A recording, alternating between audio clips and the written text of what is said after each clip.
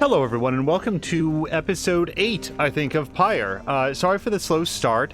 We continue to have issues where starting up the stream is causing Twitch to drop all the tags that we add in, so we have to sort of manually add them after the stream starts. Hopefully someday that will get fixed up. However, we are, I think, back at the Fall of Solium, and if I remember correctly, we had just done our most recent Liberation Rite. We're into what we think is sort of the home stretch of the game. Yeah, so we're going to continue our journey. At dawn, your companions are prepared to depart. Everyone is silent. Your travels are to take you back to the Spring of Jomir, but soon after, the stars shall draw you here again. Oh yeah, I think we already picked out our next target. So we're at a point in the game where the liberation rites are coming very, very frequently. Do I... Cinder root? No. Okay. I thought I saw something move down there other than the... Oops. How dare you, Nightwing scum! You blasted fools, you cannot intimidate the accusers.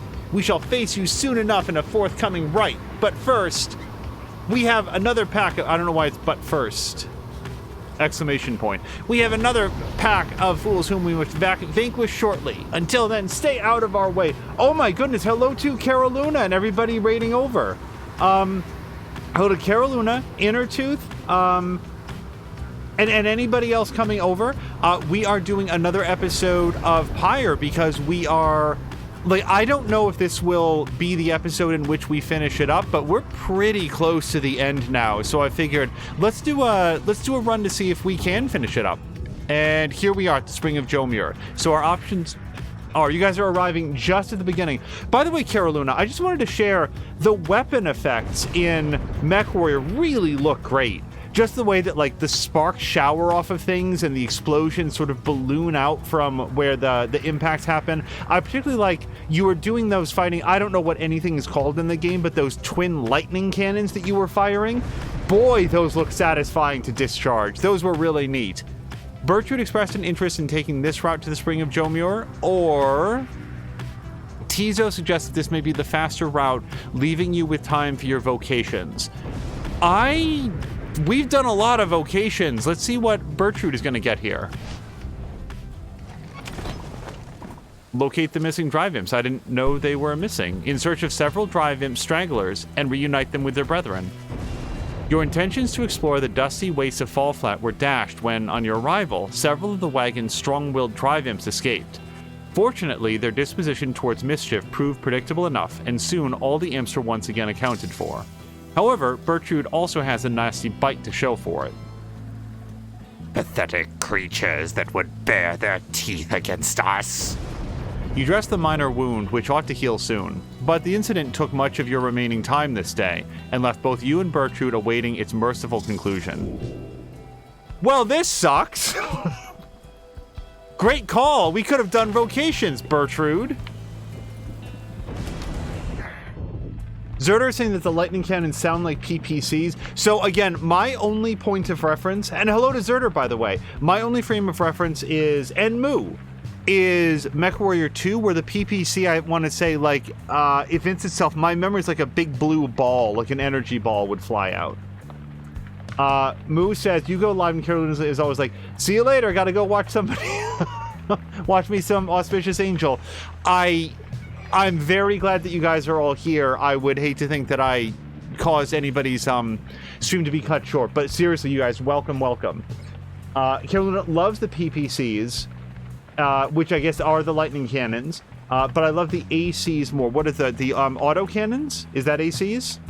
Grumpy is here against his will, and also blinks twice. Grumpy, as I recall in Carolina's stream, you were indicating that once the kids were in, you were going to, like, bounce out to do some errands. Have they not arrived yet? And hello to Jab, who says hello and in a game. I hope the kids are adjusting to school okay, for both Grumpy and Moo. I have to imagine it's still a different experience than what they were having, say, 3 years ago.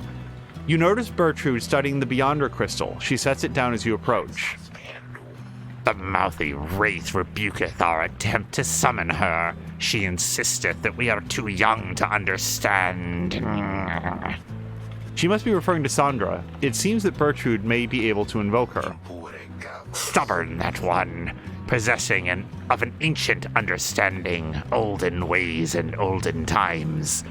Many centuries of history, knowledge of the 8 scribes themselves, held captive there, within that green-tinged stone, within that wraith's own memories. Would that we could extract them in some way. Perhaps thou couldst introduce the wraith's obedience, reading one. For she heedeth not, she claimeth obligations unto only thee. Although... She stops and thinks very carefully. The Beyonder Crystal is not to be tampered with. Your fellow exiles know that its use is at your sole discretion. She backs away from you, still thinking to herself. Ignorest our inquiries about this reading one.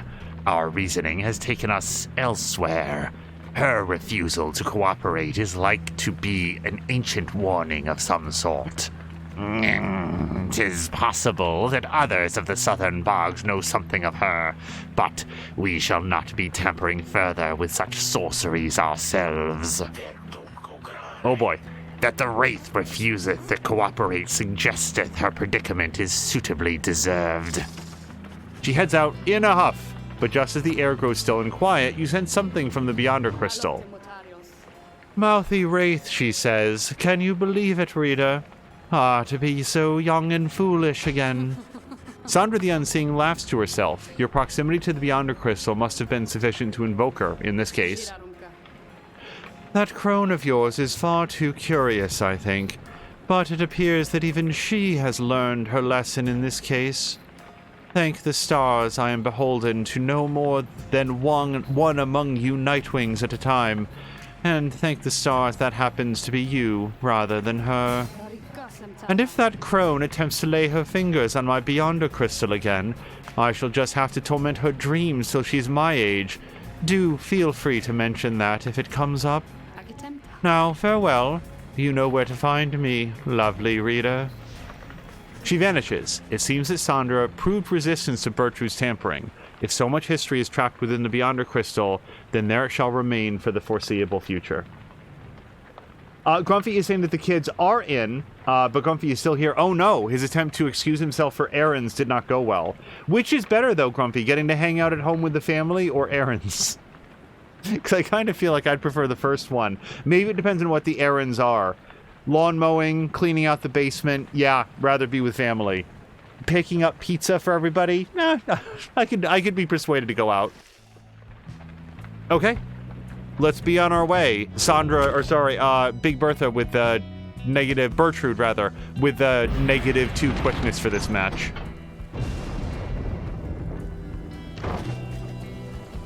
Caroluna says, my brain was dying anyway, so it shouldn't have been long before I ended it anyway.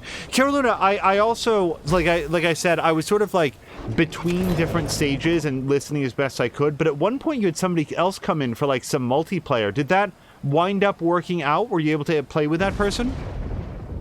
All right, I don't think that we have anything for the, hey, you guys, come on in. Say now, whatever happened to that smiley headwind guy? Did he really get out of here like I'd been hearing, or what? Well, he did, is the thing, so I kind of feel like maybe we should sell his bracer. If this is the wrong thing to do, I'm really, really fucked. But then again, hold on. Before I sell it, what am I selling it for? So I get like $100 and odd bucks, but like I can't level up that, or that, or that. And what was his personal thing? Scribe Rock. No, it was this thing, and this is level 19. So I don't know at this point what I would be spending the money on. Like, if I was able to fling the orb with any sort of accuracy, this seems like it'd be pretty cool, but I can't do that, so yeah. I mean, Flame Leech is also pretty cool, that you get back health on yours every time you dunk on them, but I'm not sure that that's gonna be very helpful right now. All right, commence the rite. Killen said that they did get to play, but only for one game. I guess, like, it sounded like whatever you're trying to join needed, like, a mod pack or something. That's always frustrating when you're trying to, like, match up versions. Everything is prepared, and night is just beginning to take hold above the rocky pathways of the Spring of Jomur, when Volfred gets your attention. Reader, I suppose you might remember our first meeting with that manly Tinderstoff. He would be mortified, of course, if you forgot. I would say that he is an embarrassment to my kind, but unfortunately, I've known many others like him. We are a discontented people, I suppose. Anyway, when last we saw him, you might recall that I avoided him. We are not good acquaintances or anything, but he knows enough people in high places that he could be harmful to our plan should he know of my involvement. And so, Volfred dons his ritual mask. I shall have to be discreet here, as I am with the Nightwings once again. I can no longer hide from him outright. Perhaps, though, he shall take me for a common sap. Anyhow, it seems to me that we have a right to conduct. Carolyn is saying that it only needs one mod, and it is on the workshop. Steam Workshop is great for mods. It really is. It just makes it so easy. You don't have to sign up for a separate account. You don't feel like what you're adding is going to be of some sort of dubious quality. It seems the stars once more have mustered wherewithal to usher in the rites. The sky grows dimmer by the day. An age is ending. Surely you must know by now that you shall never all be free. Yet still you struggle to fulfill some senseless plan. But I digress, of course. Some of us still honor the tradition. Some of us hold dear the teachings of the scribes. Some of them looked at.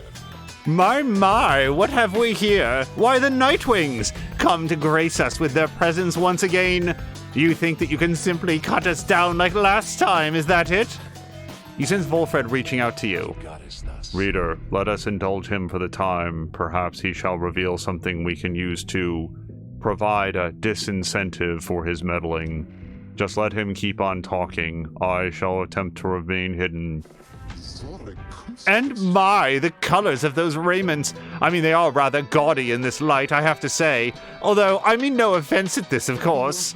So, do you suppose the rite is going to commence soon? As much as I enjoy our chats like this, I do have to get going soon. If you must know why, I'm expecting an important message. From the other side, no less, come dawn. I hear something is brewing out there, some sort of unrest, So yes, it's a very important message, sent all this way by one of those imp couriers. And I must say, those little things, their services certainly are not cheap. Though I'm sure that I could get you a good deal on their services if you wish, perhaps to contact a loved one back home, All I ask, of course, is that you stand aside and let the chastity prevail, as well we ought. For I've a date with Destiny not long from now, upon the fall of Solium. He super doesn't, by the way, like he's way down in the rankings. He's never gonna see the rites again, if I remember his place. He continues talking for some time until at last the rite is set to start.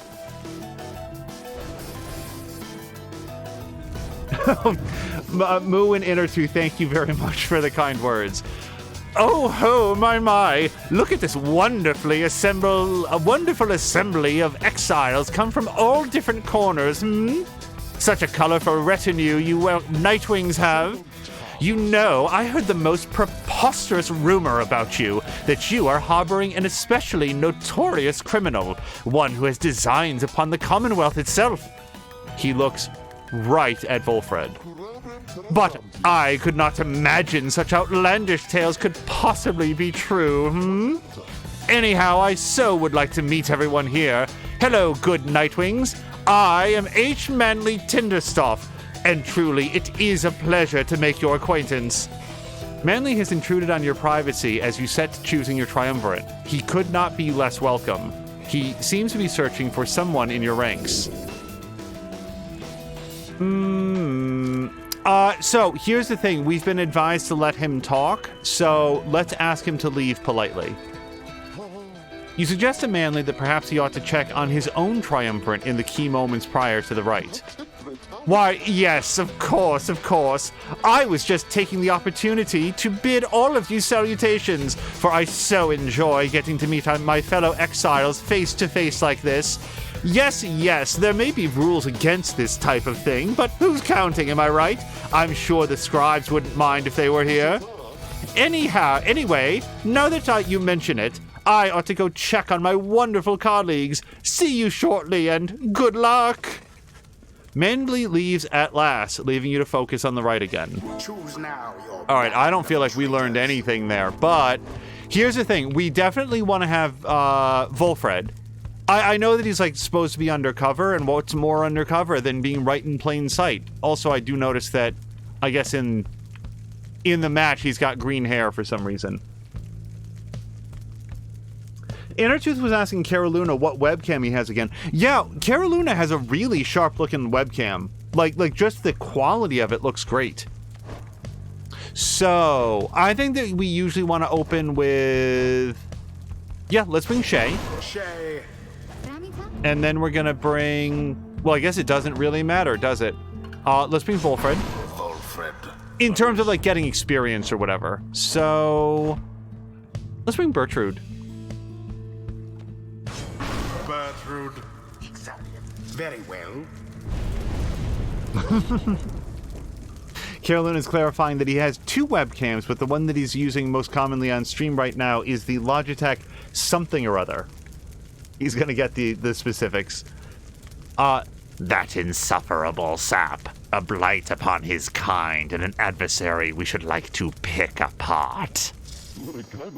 Are you quite ready yet, oh Nightwings? I doubt you are.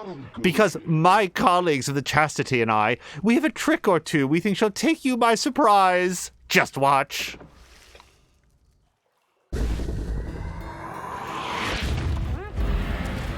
Begin. Now go. Oh, he's got a shield. A flame is stricken.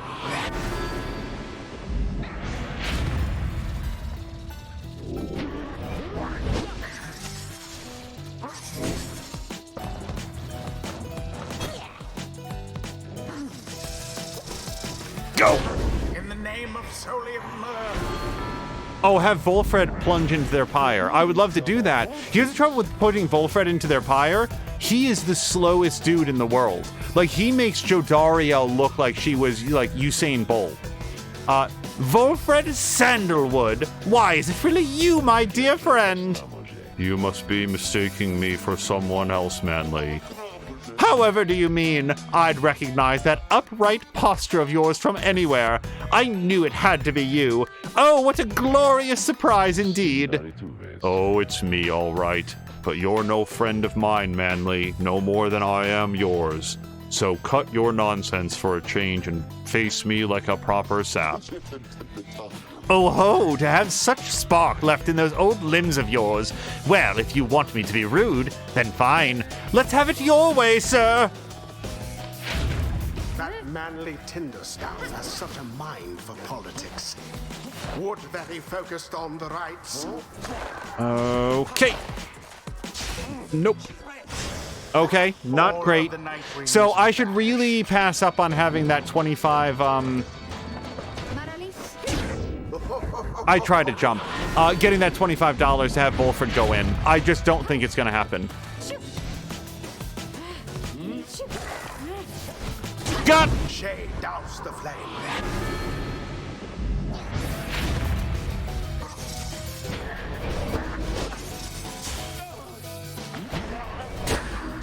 Didn't see it coming.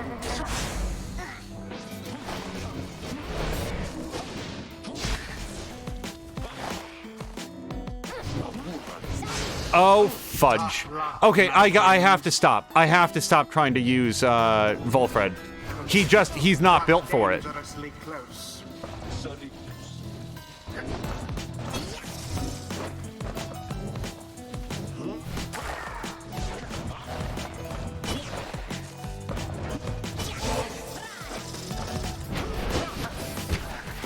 Shit. Pathetic.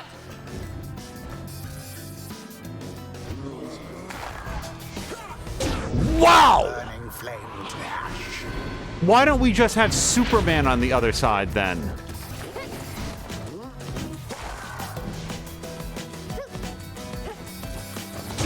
Exactly by the moment. Carolina is specifying it is the Logitech C922 Pro Stream webcam, and he runs it at 720p at 30 frames per second. It really does look great, Carolina.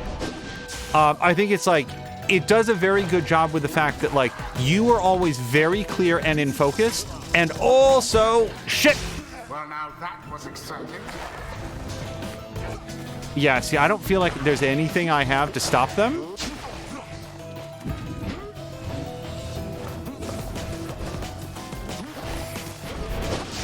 Red-handed. Swear to God. Oh, you pawn. Your What fire sparks. even did he just do? Okay, no more fooling around. No more Volfred. It's just not going to be helpful for this. Shay plunged into the pyre. Yeah, I need to get one more point. Big Bertrude, let's big go. No! Fuck! Fire weakens.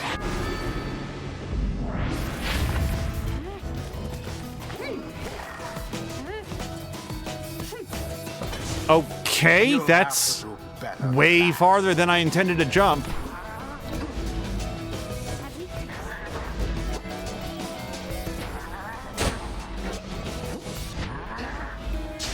Manly banished.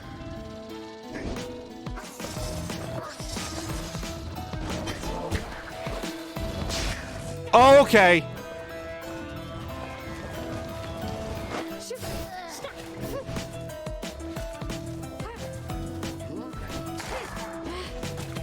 And it Yeah, is I'm done. sorry, but if that play gets me the score every time, then I'm going to do that every time. Managed to prevail. Alas, that their adversaries failed to stop them. Also, hello to Maxine, who says you have two you could stream in 3D. It's ended. My word, how could this happen to me, you deceitful, ignorant, utterly uncouth pack of fools? Have you any idea what you've done? Volfred watches the outburst in silence. Keep spouting off like that, Manly, and you shall reveal all we need to know. You harbor such a fear within your heart there, don't you? Coming from the aristocracy and now in exile, how they must speak of you. What would they think of you if you don't get out? Or even if you do? Volfred remains deep in thought, studying his adversary. There, I see now. Then Volfred recedes into shadows. What? My head? Who? Oh, I believe there must be some mistake. I have to go, ta-ta. Fine evening to you now. It's been a pleasure, genuinely so. Manly stumbles away in a stupor. And there he goes. I've lifted certain burdens from him for the time. A bit of mercy for his sake, for my people's sake. As well, it should ensure he has no lasting memory of our encounter here, or running into me. Now let's be off before he catches up with us again. The rites do tend to teach something of trust. Blessed are the scribes whose eternal wisdom shines upon us through the stars and illuminates the path to our salvation. Wait, what did I just say? Why, was that strange? That was strange, but I feel so invigorated now. Okay, so here's our choices for Shay. If Shay is banished while jumping, she shall instantly return at the point of origin. That seems so conditional, I'm not sure that it comes up that often.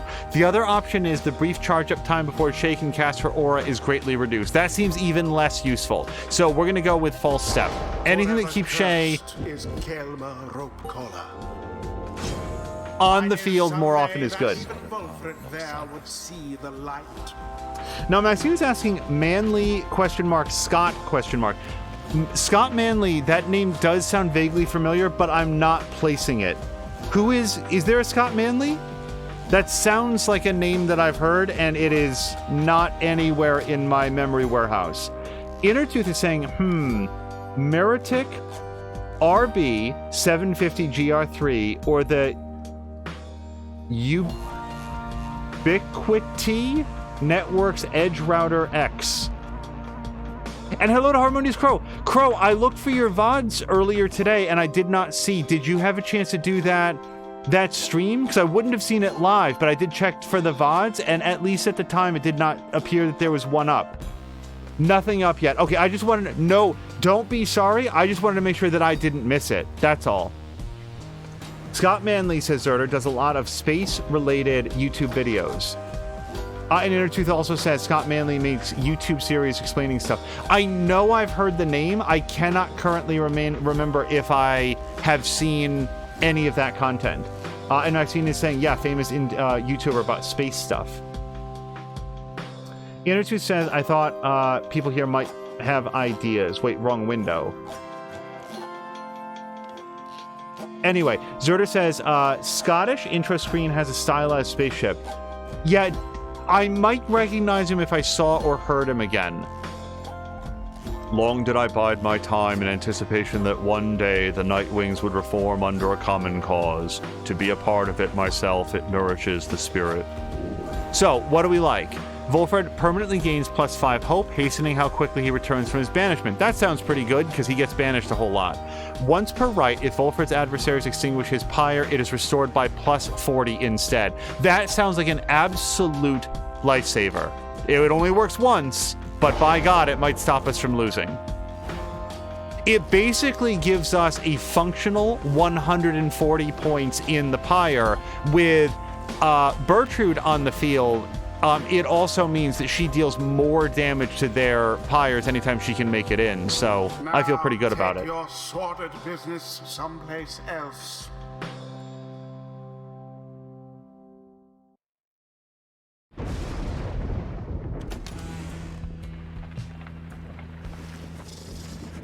Inside the wagon, after triumphing over the chastity, Volfred is discussing aspects of the outcome with the others when the lone minstrel seeks you out.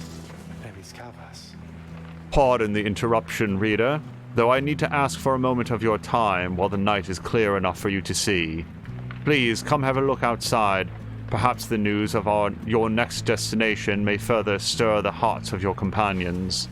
It sounds like it's driving rain out, so I don't know how many stars we're going to see. This has been a running thing in the game, though. Weather seems to be seems to not affect the view of the clear night sky. Among what stars yet remain shining in the night, one of them now burns as bright as ever you have seen. Wow, are we seriously straight back? That was a quick turnaround. Papoosh. All right, let's hit it. Liberation Rite.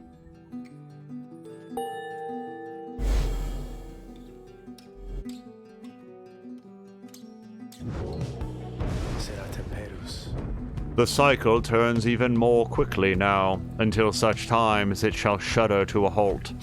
He makes a sound, then almost like a laugh. I forget myself, reader. I should not say such things. The scribes, they would say that one ought to focus on the path in front of her. When we set forth to walk a long and labored path, it cannot be all too much. If we stand back and look upon it as a whole, we may well decide to turn around. But if we begin to walk whilst casting down our gaze, and whilst resisting well the urge to look too far ahead, we may make steady, careful progress. Soon enough, we may arrive where we endeavored. The lone minstrel bids you a good evening. You had best retire for the night, for when first daylight comes, it shall be time again to take to the skies. All right.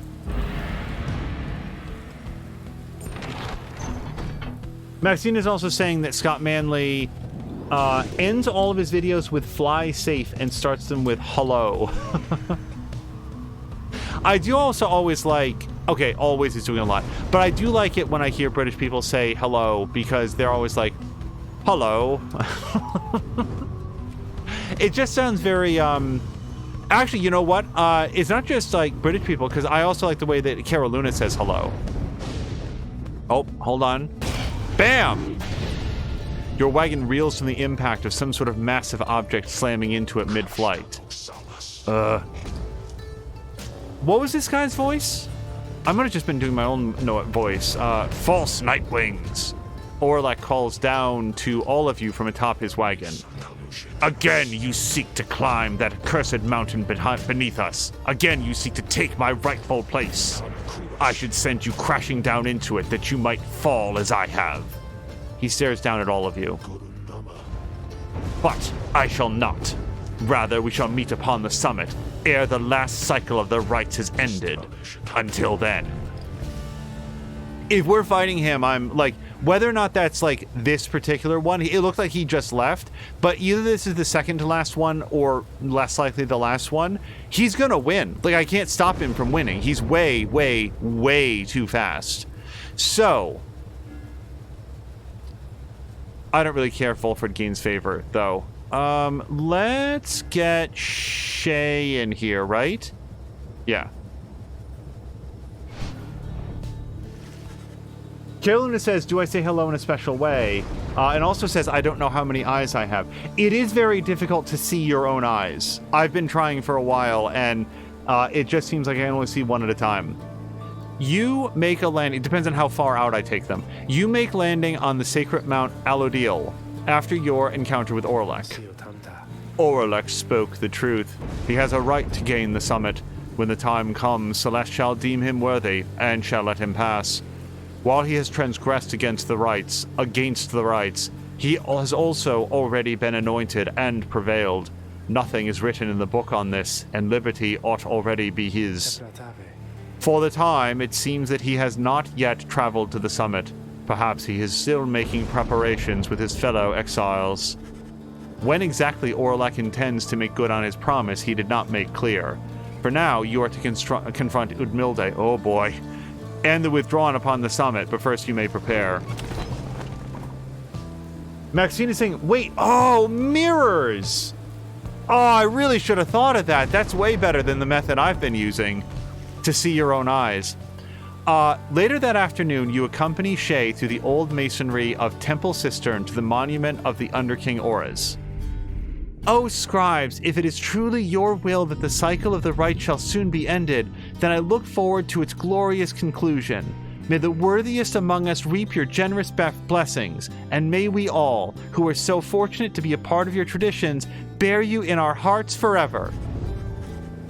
You return to the wagon after she has finished paying her respects. The summit awaits, but first there is time to continue practicing your vocations. Shay gained +3 glory. Alright, well hold on. Let's see what the chat is. Shay seems to be speaking to herself again. She's unaware of your presence, or shows no sign of it at least. Mercy, freedom, they are intertwined. Mercy shall engender union among all our different kind. Mercy shall engender union among all our different kind. She is reciting passages from the Book of Rites, though to your knowledge she cannot read.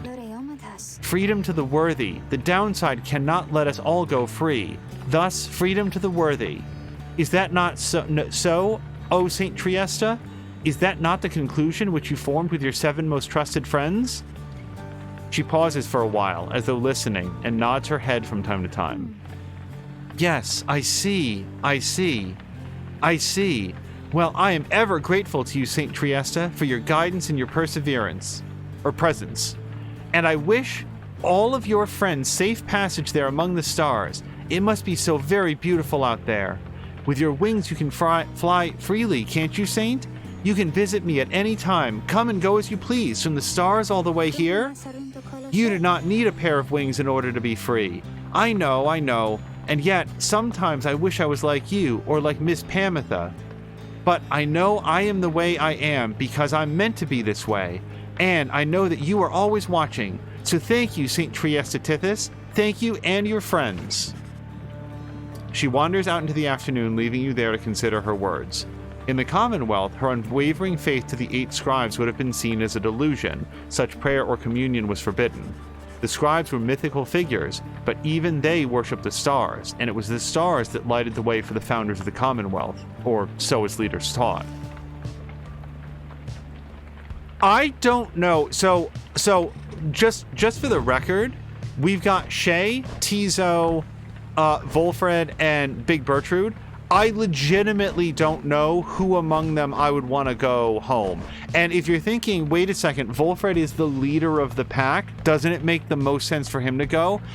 I'm just constantly thinking about the fact that the voice, I always forget who it is. It's not Arisa and it's not Orlek. It's like the third guy who was there. But he says, the voice says, that one among us is a traitor. The possibilities are, A, he's lying, which is entirely possible. B, he knows he's able to see things that we are not and is sort of adhering to the decorum of the rites by not telling us outright that one of the others is a traitor. Or C, he's telling us the truth. The voice is telling us the truth based on information that he has absent any sort of telepresence. What on earth is the word I'm thinking of? Clairvoyance, right? And there's only one person in the story that he is directly familiar with from his time. So even though the plan is Volfred's, I cannot help but think maybe Volfred is the traitor, and that everything about the plan, all of it, is actually just a long con for Volfred to get out. Some sort of, like we talked about in 1984, some sort of like a long con to root out credible threats to the power of the Commonwealth. It doesn't make a lot of sense, but like, I think I might send Big Bertrude home before I send Volfred home. I'm not sure that I trust this guy.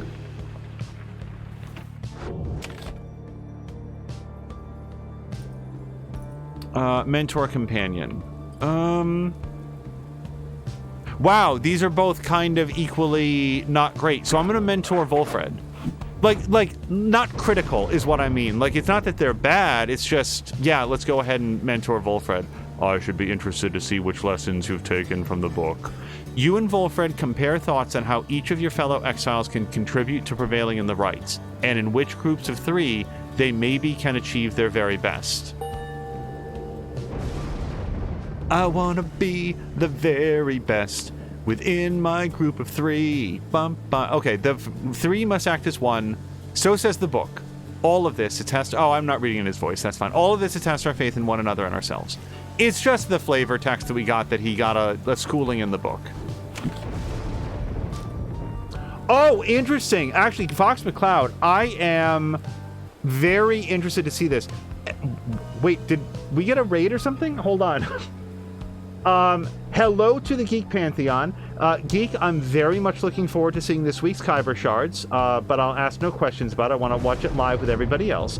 Harmonious Prayer is saying, the plan is Volfred's, yeah, and then says exactly. Yeah, I'm basically, and I'll say that this is like, maybe it's a little bit of metagaming on my part, but I'm thinking to my head, the game is telling us that someone among us is a traitor, and that if we let that person out, the implication is that it will hurt the odds of the plan.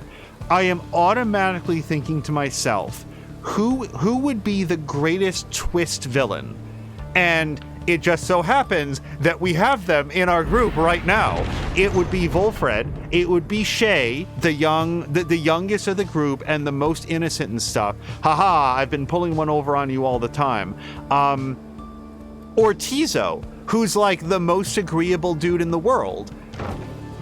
Big Bertrude is, of the entire set, like the one that you would think is most likely to be the traitor, and therefore, according to the rules of narrative that I'm making up as I go, the least likely to be the traitor.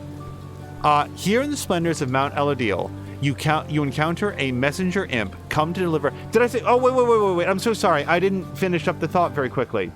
Fox McCloud was saying, I beat Diofield Chronicles yesterday and it was decent, but not worth $60. Fox McCloud, without any spoilers, like, please don't spoil anything, but can you share some thoughts on why? Because that game looks really good, but I was troubled by the fact that I just didn't see a lot of talk about it online. So I'm very curious. Here's what I've heard. Before we go, here's an example of like what I don't consider to be spoilery in any way. The combat mechanics are interesting, but the story is sort of very rote and not very interesting. So I'm just curious. Repetitive and the maps repeat, says Fox McCloud. Fair enough. Just changes the camera angles. Ugh. Anyway, you encounter... Thank you for the feedback. I'm really very interested in that. Because I was really paying attention to that. And here's what's interesting, Fox. I don't think I've ever said the words Deofield Chronicle on stream. So whatever prompted you to come in with that information, thank you. Because I really was curious about that one. The other thing is just I've got so many like games on Switch and so forth to play. Anyway, you encounter a messenger imp come to deliver news and rumors from the other side. The news this time pertains to Hedwyn, whom you liberated at the fall of Solium. You learn Hedwyn returned safely to the Commonwealth, where he was clothed and welcomed, his past transgressions all forgiven. He was to be groomed for a leadership position of his choice, whether on the Council or the Blood Border, each equally as lucrative and secretive as well. However, he refused, and before the stunned Council members could do anything about it, he left them. He since made contact with Volfred's agents and is working together with them.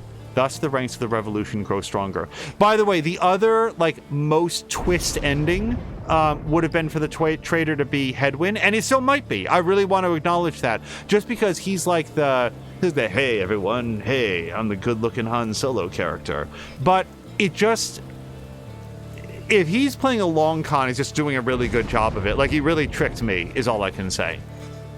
Per the messenger imp's custom, the last part of the message was transcribed from Hedwyn, word for word, and says, "Keep going, I'll see you here." You thank the messenger imp for relaying the information. Soon your companions are all abuzz about it. I always thought Hedwyn was looking for someone out there back home. Do you think he found her? Tizo says Tizo is happy to hear Hedwyn is well back in the Commonwealth. Well done, Hedwyn, my boy. I knew you could do it. May our remembrance of the boy's great spirit spur us on to further victory. The news of Hedwyn's liberation fills you and your fellow exiles with newfound resolve. Everyone got +1 hope. Good luck, Hedwyn. Fox McCloud further says there's literally sub-completions for every mission to beat it in 6 or 8 minutes, but I always speed up the game to 2 times so I beat every mission in 3 to 4 minutes. So when you speed up the mission, does that not also speed up the timer? Because that would be weird if you could play the game at a higher rate of speed and it didn't take that into account for the time to completion. And the maps are not that big. You are returned once more to Scribe's Gate, where the Gate Guardian awaits under a dim sky. The exiles of the Night Wings, and you, Tariq. This has to be one of our final meetings. Greetings, Celeste. The Night Wings are prepared, and afterwards I would have words with you, in private if you please. It seems to me rather late for words now, Tariq, but I shall hear them once your charges cross the gate. Now all of you, come forth. Please state your names and what it is that you seek whilst crossing the Scribe's Gate. Once more, your companions cross the gate one after another, and once more, you follow them in turn. Celeste regards you all, then waves you through towards the summit. The 8 scribes bid the Night Wings welcome. Go forth with glory. And Tariq? Aye, Celeste. You may rejoin the others in a while. For now, I would hear these words of yours. Certainly, Celeste. Everyone, I shall see you shortly.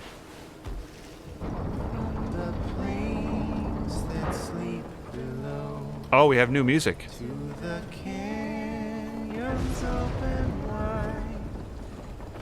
Apparently it's locational because it's off to the left now. Alright, I don't have any business at the slug market. Really cold. Oh, I really don't want the music coming exclusively out of the left channel. So, okay, so now we have something pretty cool, which is another permanent boost. Oh, actually, we have a couple. So, yeah, let's go ahead and sell Goal's Bracer. We'll get 117 bucks for it. Oops.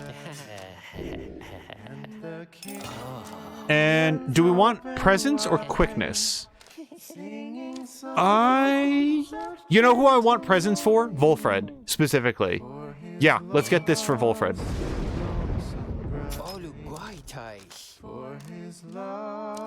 Okay. See you guys soon again. Slug markets had all week. Okay, hold on. Let's just use this on Volfred. He may or may not be in this right, but let's just get it done here. Oops. Go here. And we're going to spend this on Volfred. So his presence is 23. This brings it up to 24. Anything that makes both him and his little plant tool have a bigger presence. Foxcloud is saying that it does also speed up the timer as well. Also, Harmonious Crow was saying never Tizo. If Tizo is the traitor, I will... I don't know, eat a chapstick or something. I'm not going to eat a chapstick because I don't actually know who the traitor is. It's just like, this just does not make sense to me. Okay. All right, commence the rite. The time has come again to deliver one of your fellow exiles to a homecoming in the Commonwealth, lest your adversaries, the withdrawn, achieve the same instead. The lone minstrel has returned and approaches you as you await the signal from the stars. There is something I wish to ask you, reader, something which ordinarily would not be my place to discuss in any detail. You have observed the stars, and if you would not mind my asking you in such a direct manner, how many liberation rites are you supposing yet remain? My guess is 2. This one and the next one. 2 remain, including this one now. Yep. You tell him the only logical deduction which you have been able to make based on all of your readings of the stars of late, that there shall be one final liberation rite after tonight. I concur with your evaluation, reader madam. I wish to make certain that you are aware, so that you and the Nightwings may yet make the most of your remaining time together thus. Among other things, if there's more than 2, we don't have a triumvirate. We've only got 4 people in the party, right? As to what shall happen once the final liberation rite is ended, we soon shall both find out. But lo, it seems that we are called upon once more. Look forth.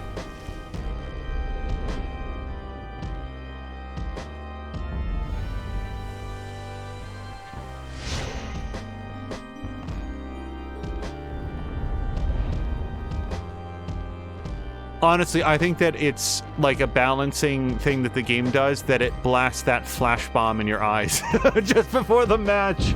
Reader, I would ask that you think back for just a moment, if you please.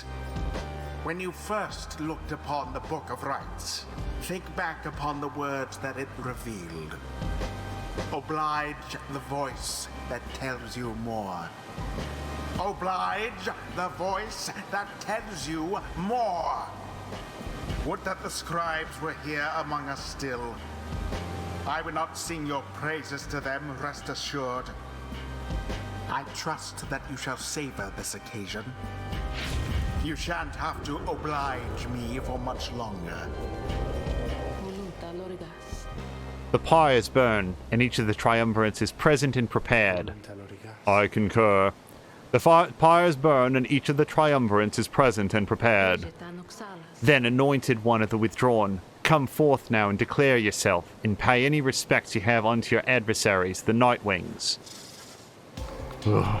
The bog dweller Udmilde appears from the shadows and reaches for her mask. We are known to be Witch Udmilde. Our adversaries, they are nothing to us, or the ones we serve. Ye shall all be devoured in the coming age, an age of strife, wrought down by the fell wings and many-seeing eyes of Islak, the Astral-born. You speak blasphemy upon this sacred site, Udmilde. If you value your liberty, then I suggest you cease your mocking of the scribes. The scribes, they failed to stop Islak, and he shall rise again.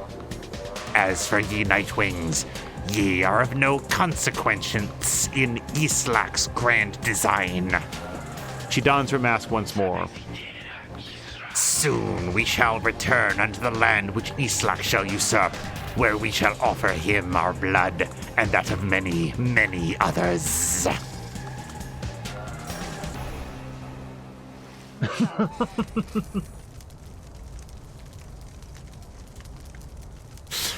Moo and Fox McCloud want it quoted. I think because they want this to happen. If Tizo is the traitor, I'm going to eat a chapstick. That's my way of getting it added, says Moo. I think if Mia was here, she probably would add it, but I think that she's driving today. She had like a meeting that she had to attend to. If that doesn't work, I wave my arms around and yell, "Hey!" in all caps a whole bunch. Moo, I really love your emotes too. Also, I have access to Caroluna's emotes. I love his. I want Angel to do the Udmilde voice at my front door when giving out Halloween candy. What would you like, little girl? Reese's Peanut Butter Cups or a Snickers? Nightwings, your choice. In whose name shall you conduct this liberation rite? I wish you the wisdom of the scribes in making your choice, reader. And I wish you to come prepare with our song with me. Oh, are they doing a duet? Are they the ones singing? Hold on, Caroluna. I think we might have identified who does the singing during the rites. I didn't know that. It never occurred to me that they were both holding instruments. Can't wait to give out our caramel-coated onions, says Fox McCloud. So, okay, so who can't I lose? I gotta say, Tizo could potentially win battles all by himself. So if somebody's gotta go, I think... Here's the thing with Shay. Shay is the youngest. I do not know if Shay is going to be helpful to the Commonwealth or the plan in any way. What I do know is that based on all outwards appearances, Shay looks like she's like 11.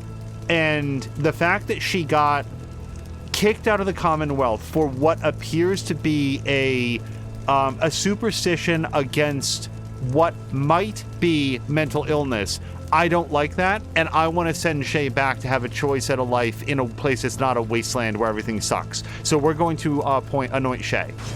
Shay.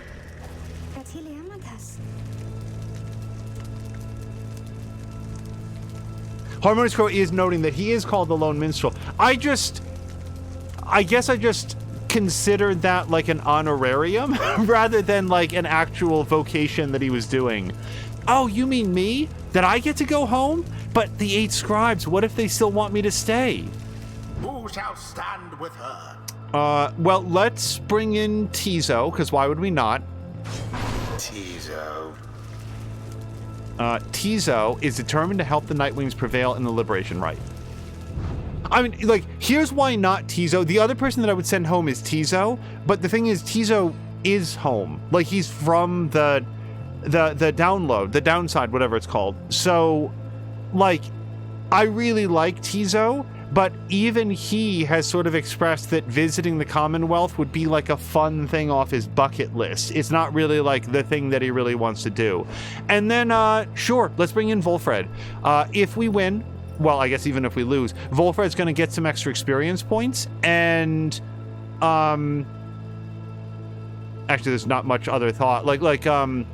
The Big Bertrude is already at max level, so it really comes down to this. Also, we're really going to benefit from the Typhoon bottle. Volfred. Hello to Patikin. Patikin, how was Saints Row today? I saw that He Who Dies stopped in. I regret that I haven't seen him around as much, but I know that he's been very busy with school and with work. But I hope that he was able to like hang out with you for a time. What are your thoughts on Saints Row so far? Also, Carolina is saying the real question becomes, what do we really want? The quote being added, or Angel eating a chapstick. Well, one of those is certainly much more likely to happen than the other. Let us prevail on this night for you, Shay, and for the good of our ailing nation. Predictably decided. Soon, Eastlak, very soon, we shall release thee. We shall release thee. And for ye, Nightwings, oh, we have much in store for ye. Patine says that it gets better with every mission, and also the side content is a lot of fun. Okay.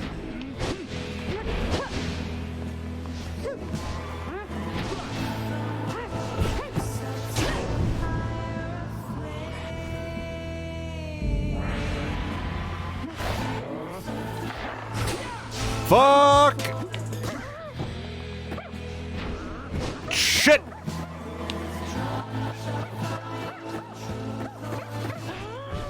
Tizo MVP! Nope!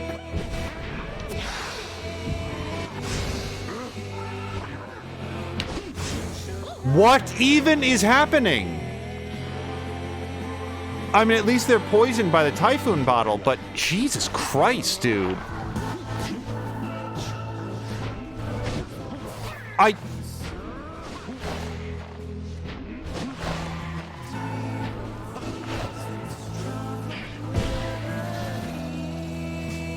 Hold on. Okay, well, whatever.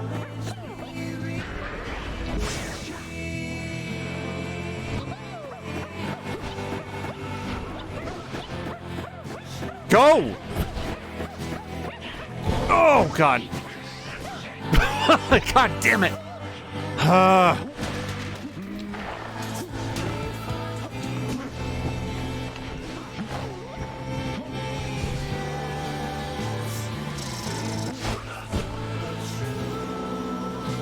How long until Tizo comes back?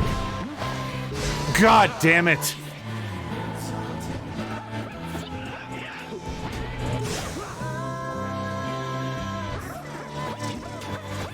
You want some of this too? Oh, shit!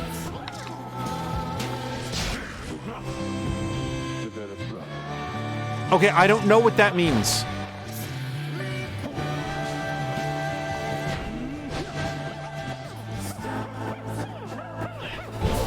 God damn it!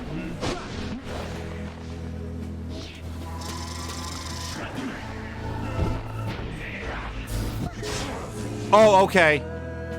Well, if they're not scoring now, they're not trying. Oh, God.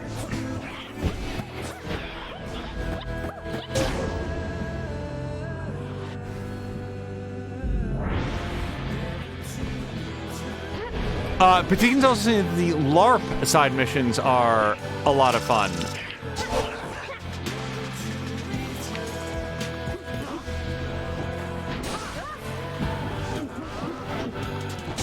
Okay.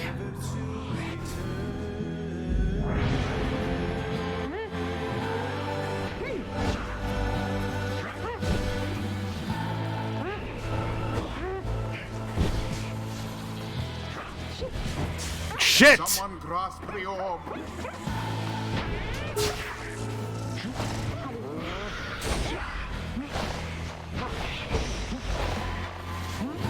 Okay, this will be fine.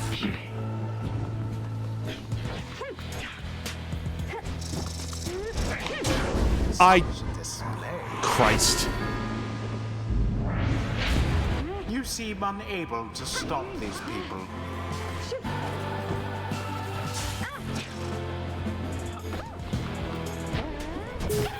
Fuck! There it is. Yeah, no, we're gonna lose this one, guys. Islak, we invoke thee, for we seek thy ancient strength. Befoul our enemies within thy blood. Damnation to the Nightwings. Damnation to the Scribes. The invocation of Islak. Your adversary, which Udmilde's curse, shall summon forth dark pools of banishing ichor, wheresoever any exile is banished here this night. Well, cool, because you weren't already running up the score enough. Crow is shaking her pom-poms for Tizo. And Patine's also saying they added so many new side contents, but sadly there's none left.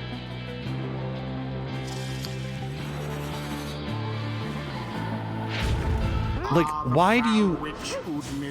God damn it. Would that she serve the scribes as faithfully as the monstrosity which she adores. Fly! Oh.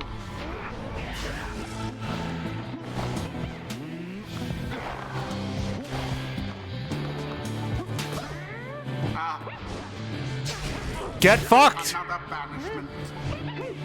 Okay, so we've got banishing ichor happening now. Now that's how Snubble lay.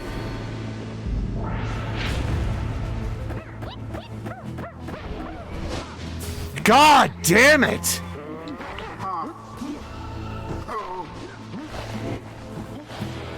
I don't care where we go, as long as it's not here. Look at that. All three Nightwings. Man, I tried so hard. That's it. Divine intervention. Oh, right. We get back the plus 10 or whatever. That's awesome. Ugh. I completely forgot about that.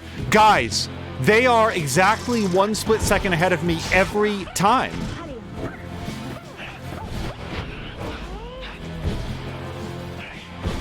Puff, puff, puff. And there it is at last. Oh my god, you guys. If I didn't take that ability from Volfred, we would have lost right there. Convincingly, I must admit. I think Volfred just bought his own ticket home. Jesus Christ. Ends the liberation rite. And thus, the scribes have chosen the exile appointed by the Nightwings shall be free. Absolved of all misdeeds, return to glory in the Commonwealth. Her adversary and all others shall remain to carry out their rightful sentences. Alright, Patikin saying that it's actually the LARP missions that he's done with, but there's still plenty of other side things to do. The map is filled. Know that this affront against Islak has been recorded, and his vengeance shall darken the skies.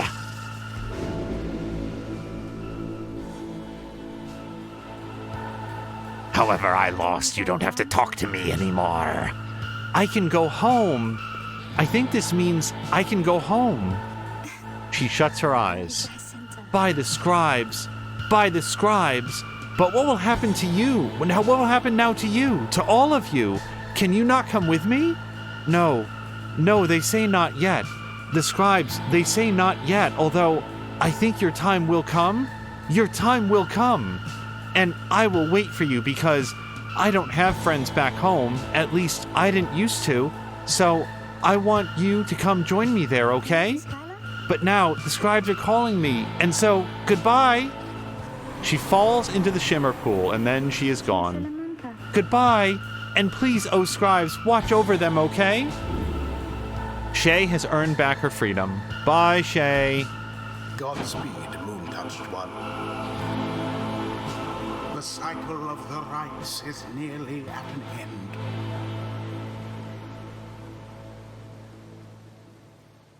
Fox McCloud is twerking on the enemy goal. I have to say that it does feel a little bit like we won by technicality. But I will take it. A TKO is still a win.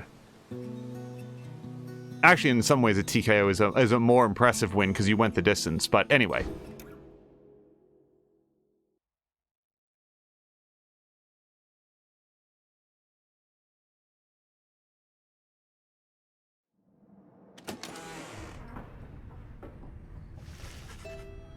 You return to the wagon after having prevailed against the withdrawn in the liberation rite.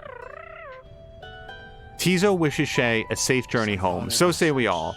Safe travels to you, Shay. The rest of us await the day our reunion on the other side. Await the day of our reunion on the other side. You succeeded in liberating Shay, who has returned to the Commonwealth in glory. The last light of the stars still shines for us above.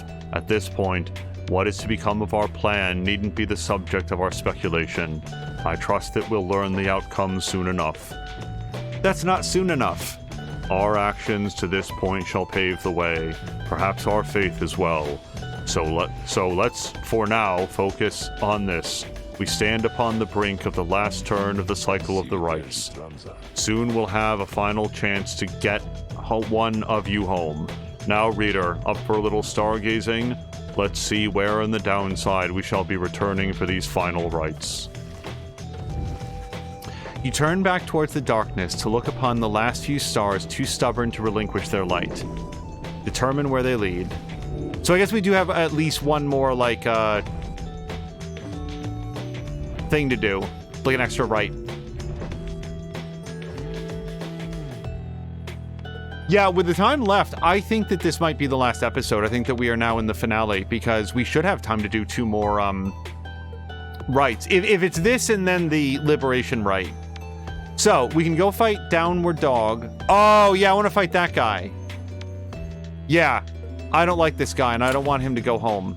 Right, yeah, and he's at the top of the list. Look at this. Yeah, I super don't like Sir Deluge. Like, I'm not a big fan of Lendl the Liar. It's all of the dishonesty that he displays. But this guy sucks, and I didn't like the way that he treated, what's-his-face? Sir Gilman? Yeah, let's go fight him. We're gonna take away his ability to make a run at it. Also, I don't think we're gonna fight either of them because it's gonna be what's his face at the end, right? Oralek. This is a rhetorical question. I'm just saying, like, it's gonna be him. He's gonna be the last guy that we fight, and he's gonna smoke us. Once more, you are to face the Pyre Hearts. Then, although I wonder. He hesitates before saying anything further. You cannot sense his thoughts. I apologize. I was lost in thought there for a moment. Let us make way for the Ridge of Gold when everyone is feeling more refreshed as much as possible. Okay, now he's gonna... Now, what was this? Solishell? Sparkly thing at its center is in fact its heart, which it airs... I remember that. Okay. We read about that before. The lone minstrel has returned already to the wagon after Shay's homecoming to the Commonwealth and the Liberation Rite. Your companions are most grateful to you, Rita. Would that Jodariel could have been here with the rest of them to witness Shay's glorious return. I trust they shall soon reunite there in your Commonwealth, where they may yet contribute to the outcome of your plan, and thus create a place that welcomes all of you. May you and your companions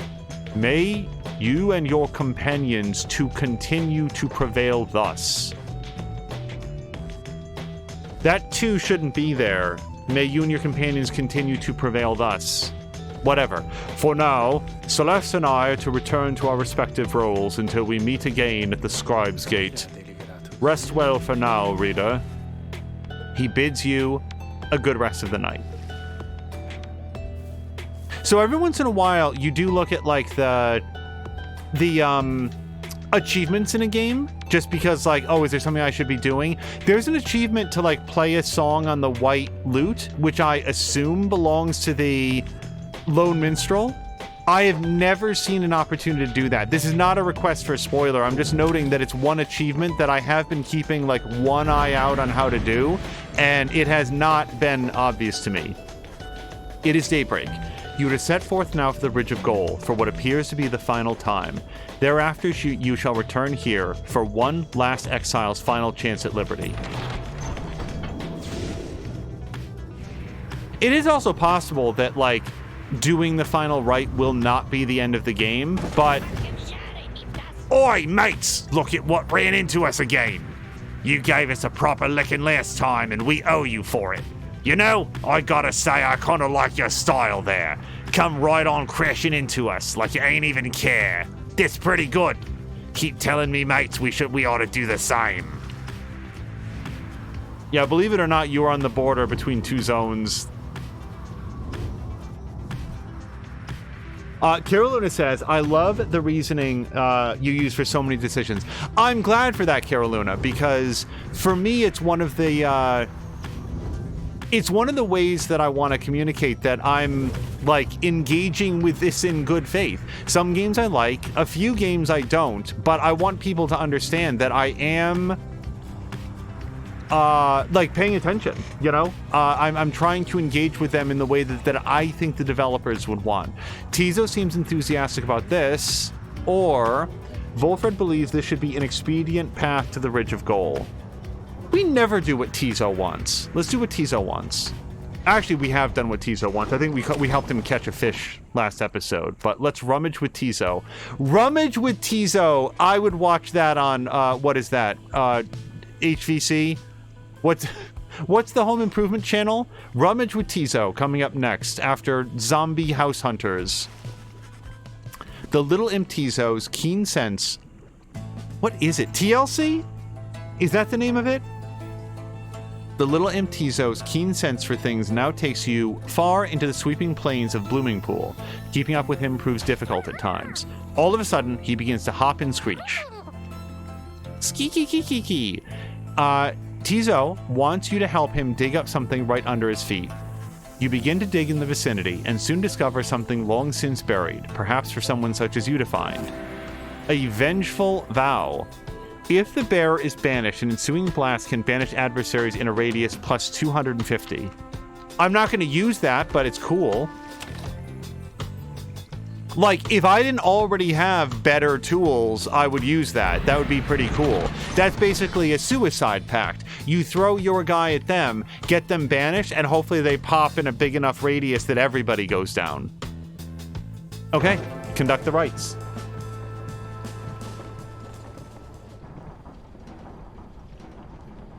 Introducing me, rolls dice, I use dices. Thanks for the fish. And then Carolyn is saying so long and thanks for all the fish.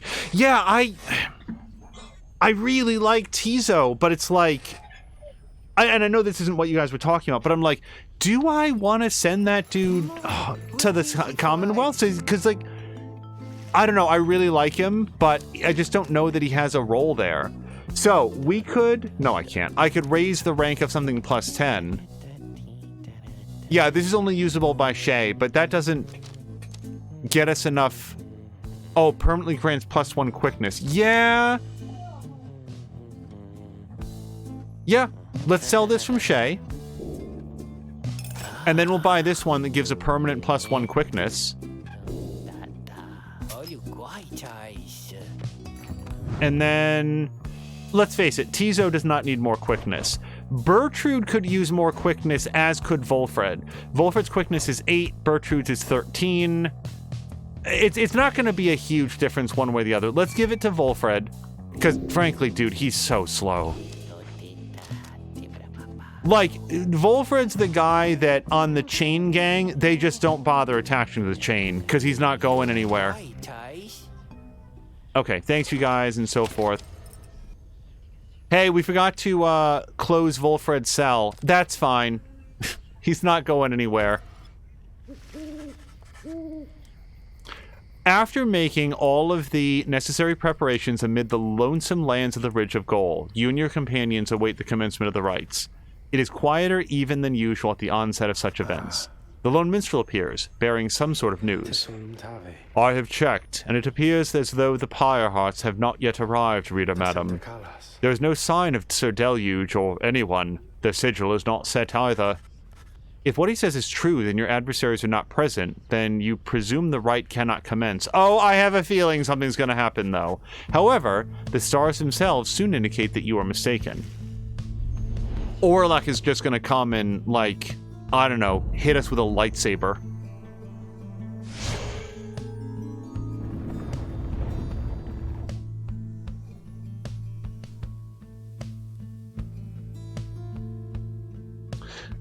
Carolyn is saying die is one, dice are multiples. The Commonwealth, your home. Today it is aflame. Much like a stack of books. Aflame because of you. Because of your outlandish plan. Not that you care. Not that you shall live to see this place again. Your attempts at revolution shan't succeed. Though by all means, keep trying. As for myself, I shall enjoy presiding over these remaining rites. What happens to the voice if there's no more rites? Does he just go to sleep, or does he get to retire? The rite is soon set to commence, but your adversaries, they have failed to show... What is happening? Tizo wonders if the Pyre hearts decided not to show, knowing that they would not have another chance at the liberation rite. Indeed, as the rites are drawing to a close, some of the triumvirates whom you have met, perhaps they are beginning to decide the stars are not worth heeding any longer. Sir Deluge, you wonder whether he would have given up on the rites like that. He lacks in courage, that much is certain, though his desire to prove his competence did seem to spur him on. In any case, we have begun the ceremony here, and so, I ask that we end it. Choose quickly your triumvirate. Something weird is gonna happen, but I mean, like, this is it, right? Like, it's just the three of us. Whoops.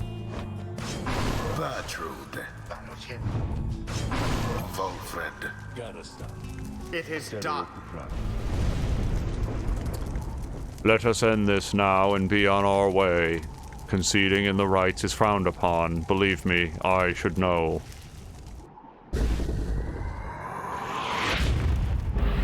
Hey, maybe Volfred will get a chance to, I gotta say, I'm not even kidding, he actually is faster.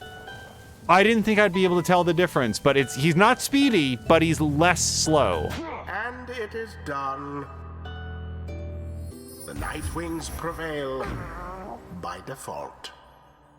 Not that their adversaries even care. No one does. Scree! Tizo is disappointed you have had to end a right this way. Boundless are the teachings of the scribes. No one got any experience points, including Volfred, who's the only one who could. Until the next right. If there even is to be another one. By the way, Innertooth was sharing, because this is a little quirk of like English that I didn't know and has been introduced in the past. You can have unlimited fish as long as they're the same type of fish, like they're all trout.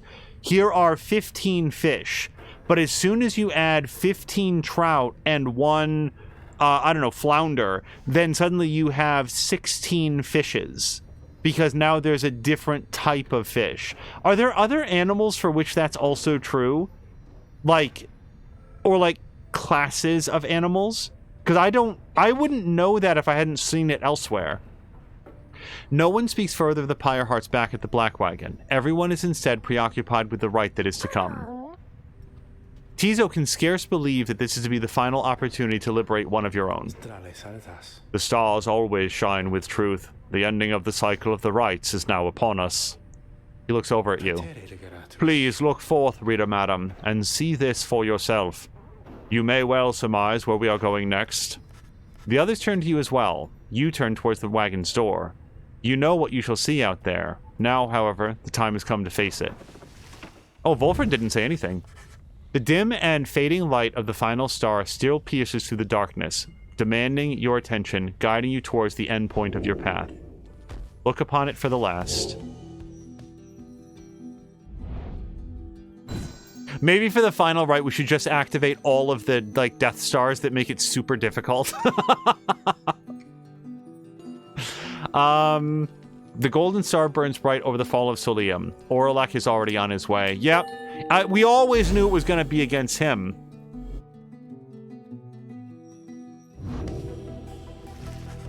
You are summoned to the fall of Solium for your 7th and final liberation rite. Thus shall the cycle of the rites be ended for an age. You sense that if the rites shall commence again, it shall not be during your lifetime or that of any of your companions, even the longest lived ones. Longest lived or longest lived? Probably lived.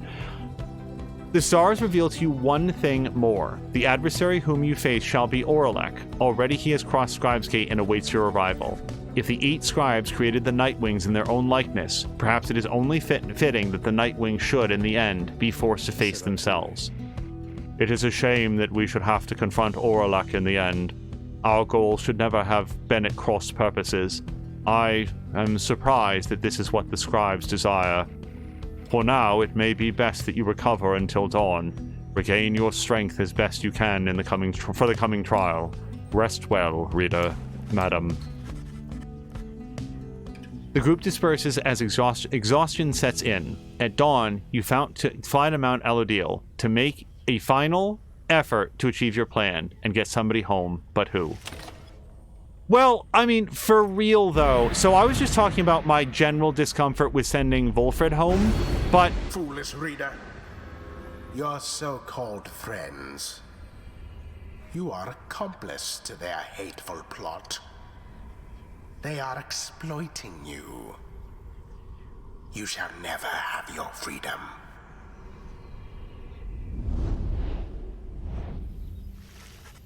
By dawn, you are already up and about after a troubled slumber. The Black Wagon is prepared for its final voyage to the Fall of Solium. No one spoke. Is it Solium or Solium? Solium or Solium? I keep changing my mind about that. As you lift into the skies, the lone minstrel raises his voice, cutting through the somber mood.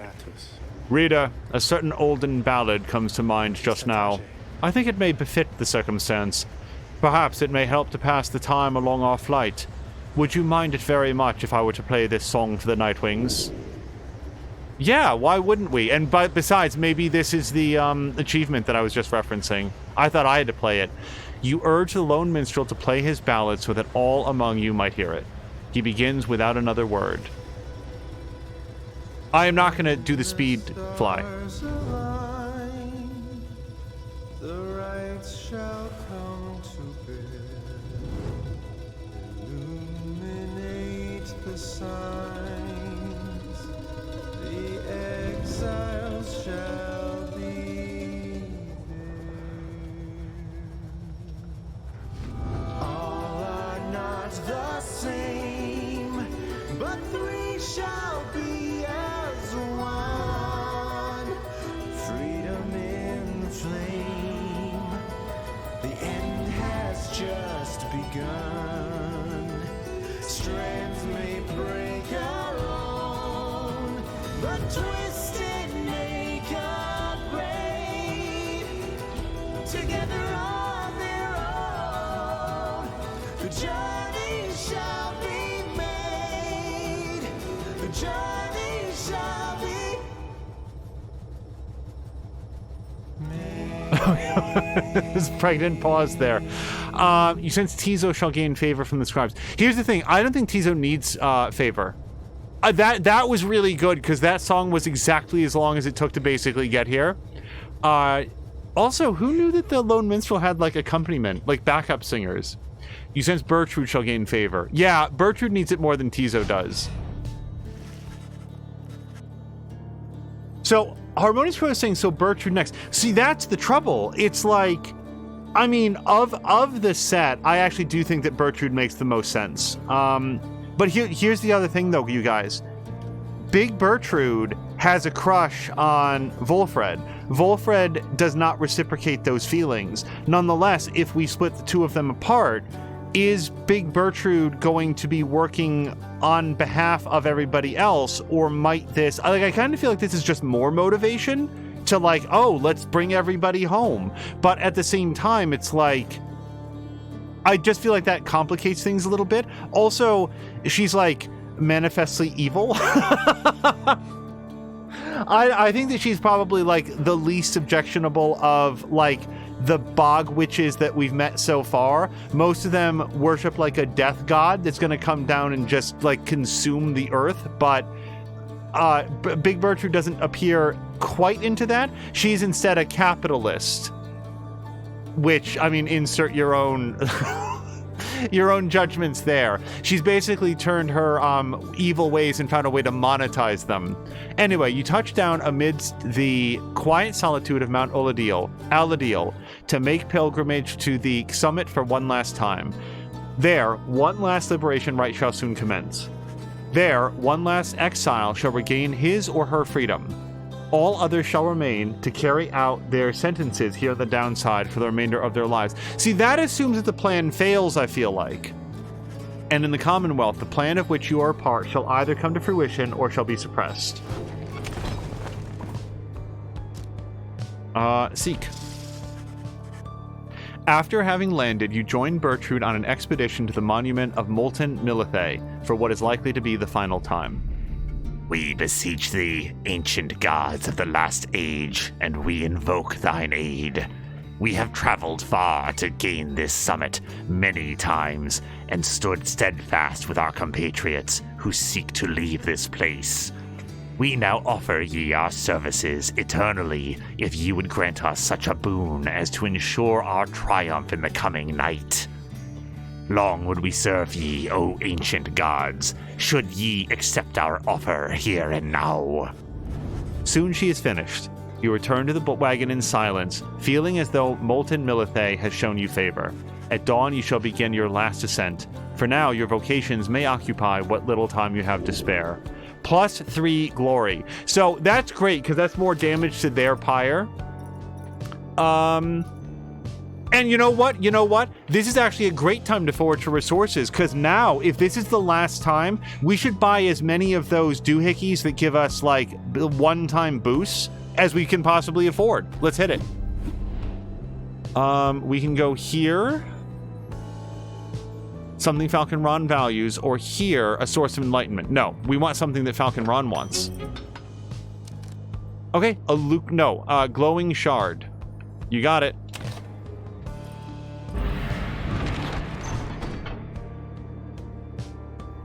Harmonious Crow is agreeing. Hold on. Nindertooth accidentally drank a bottle of food coloring, thinking it was something else. I died a little inside. Cara Luna is laughing, and Moo is cringing. And Harmonious Crow is saying, because as you said, Tizo doesn't need to go. Yeah, it's not going to be Tizo. It just doesn't make sense. It's like setting free a zebra in Montana. Montana's nice, but maybe not for zebras? I don't know. There must be a reason why we don't have wild zebras running around there. Tizo is happy where he is. He's happy with the Nightwings. It's Volfred or Big Bertrude. I think the voice is just fucking with us. I don't think there's a traitor. I'm just... A messenger imp with news and rumors from the other side somehow tracks you down in the ancient formations of Mount Aladil. The imp's message pertains to Shay, who you liberated at the fall of Solium, and whose past transgressions have all been forgiven since her return to the... Past transgressions! Again, though, you guys, her transgressions is that she's moon-touched, which means that she can communicate, or says that she can communicate directly with the scribes, and worships them fervently. That's her transgression. Sorry, I just wanted to point out that unlike everybody else who, like, did something, she did nothing. She just is, and they didn't like that. You learn that she was taken in by a well-to-do foster family and was to be given private schooling of the highest order in the Astralist tradition. A theocratic sect believing divine authority rests with the stars. They alone dictate the future. They promised her that in time she might one day have the honor of teaching the children of the Commonwealth herself. However, she soon went her own way, insisting that the 8 scribes themselves were calling her. She started wandering again all on her own. That is, until she located Volfred's agents. Thus her wanderings cease, and the ranks of the revolution grow stronger. Shay also left a simple message: believe in the scribes. You thank the messenger imp for the report, as your companions gather to discuss. That one very powerful indeed, a sorceress of sorts. A certain air about her most intriguing. Free-hoo, says Tizo. Tizo misses having Shay around, though is pleased to hear that she is well. She has the manner of a saint, that one. She knows in her heart the traditions of the scribes. The news of Shay's liberation fills you and your fellow exiles with newfound resolve. Everyone got +1 hope.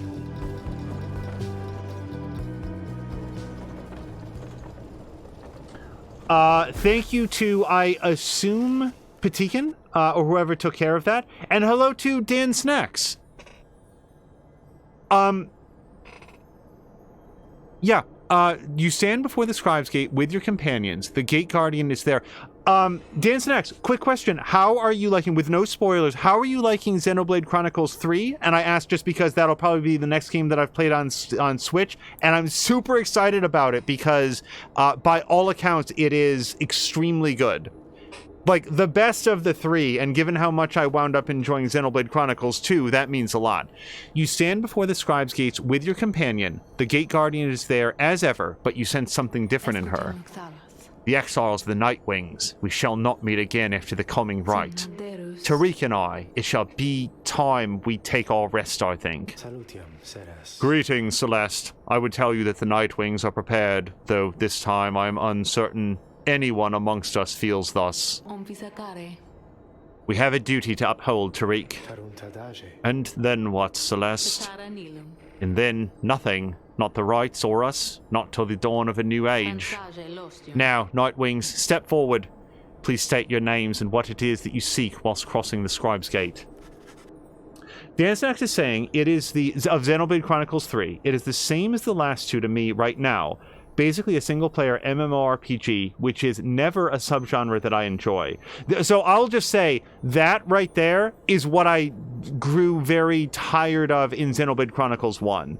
The go kill 8 of this and come back. I'm not sure if that's an exact reading of the quest, but it was just like a lot of space to traverse, and not a lot of story that I was able to encounter to uphold it. Xenoblade Chronicles 2 had a lot more story. It was very, very, very stupid, but I was able to get into it in a way that allowed me to finish it. One by one, your fellow exiles approach her, now with sureness in their step. Tizo believes that his ancestors are watching over the Nightwings and seeks to live up to their legacy. We are Big Bertrude. We are called Big Bertrude. We seek to fulfill the plan of Sandalwood, for we are fond of him and his beliefs, and then to go on about our business. My name is Wolfred Sandalwood. I long as yet to see an age where freedom is one's birthright, and no longer are good people such as these forced to contend for it. Finally, you step forth once more, you an old farmer who vowed to help her friends be free again, and who managed to come this far with this group. The Gate Guardian observes you for a moment, then motions past the archway towards the summit. The 8 scribes bid the Nightwings welcome, go forth with glory. Except for you, Tariq, you stay right there. I thought you said... The rites are not yet ended, Tariq. He looks to her, then over to the rest of you. Pardon me, everyone. I shall be there when the stars align. The Gate Guardian and the Lone Minstrel remain together as the rest of you depart.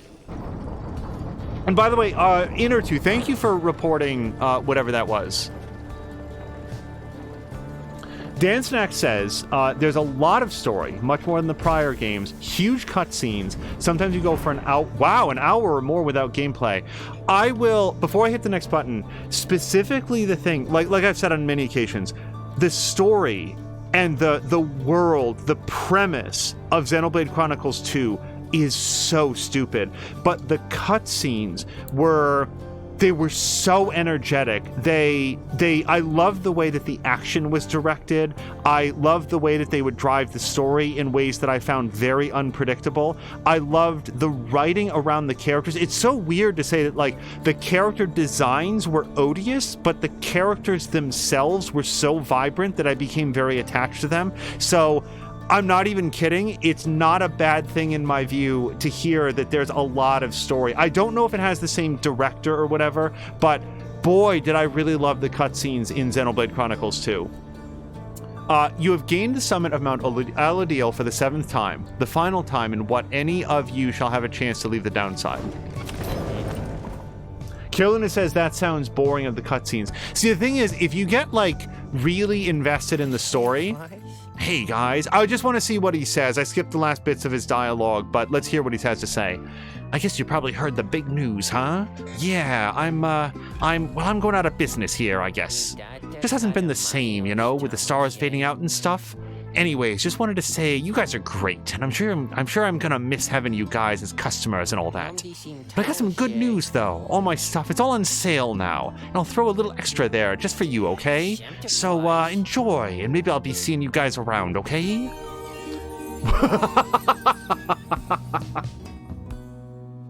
Ta-da! Henceforth, all of Falcon Ron's goods are 5% off. Great. All right, but it's still something, right? So we're going to sell this glowing shard. That gives us $114. So, yeah. I mean, I'd say let's see what we can do to buy the best items to offset everybody's weakness.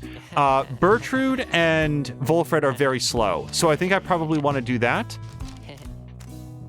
Yeah. Let's get quickness. And then presence. Presence would be really good for Tizo, I think. Yeah, presence would be really good for Tizo, I think. And for Wolfred, but I want to get speed for Wolfred. So, yeah, there we go. We got little boosts for everybody. And I'm going to use them right now so that I don't forget. So let's use Presence for Tizo so that he gets a really big aura. And then let's use Quickness here. And Quickness here. Okay. Pleasure doing business with you guys. So,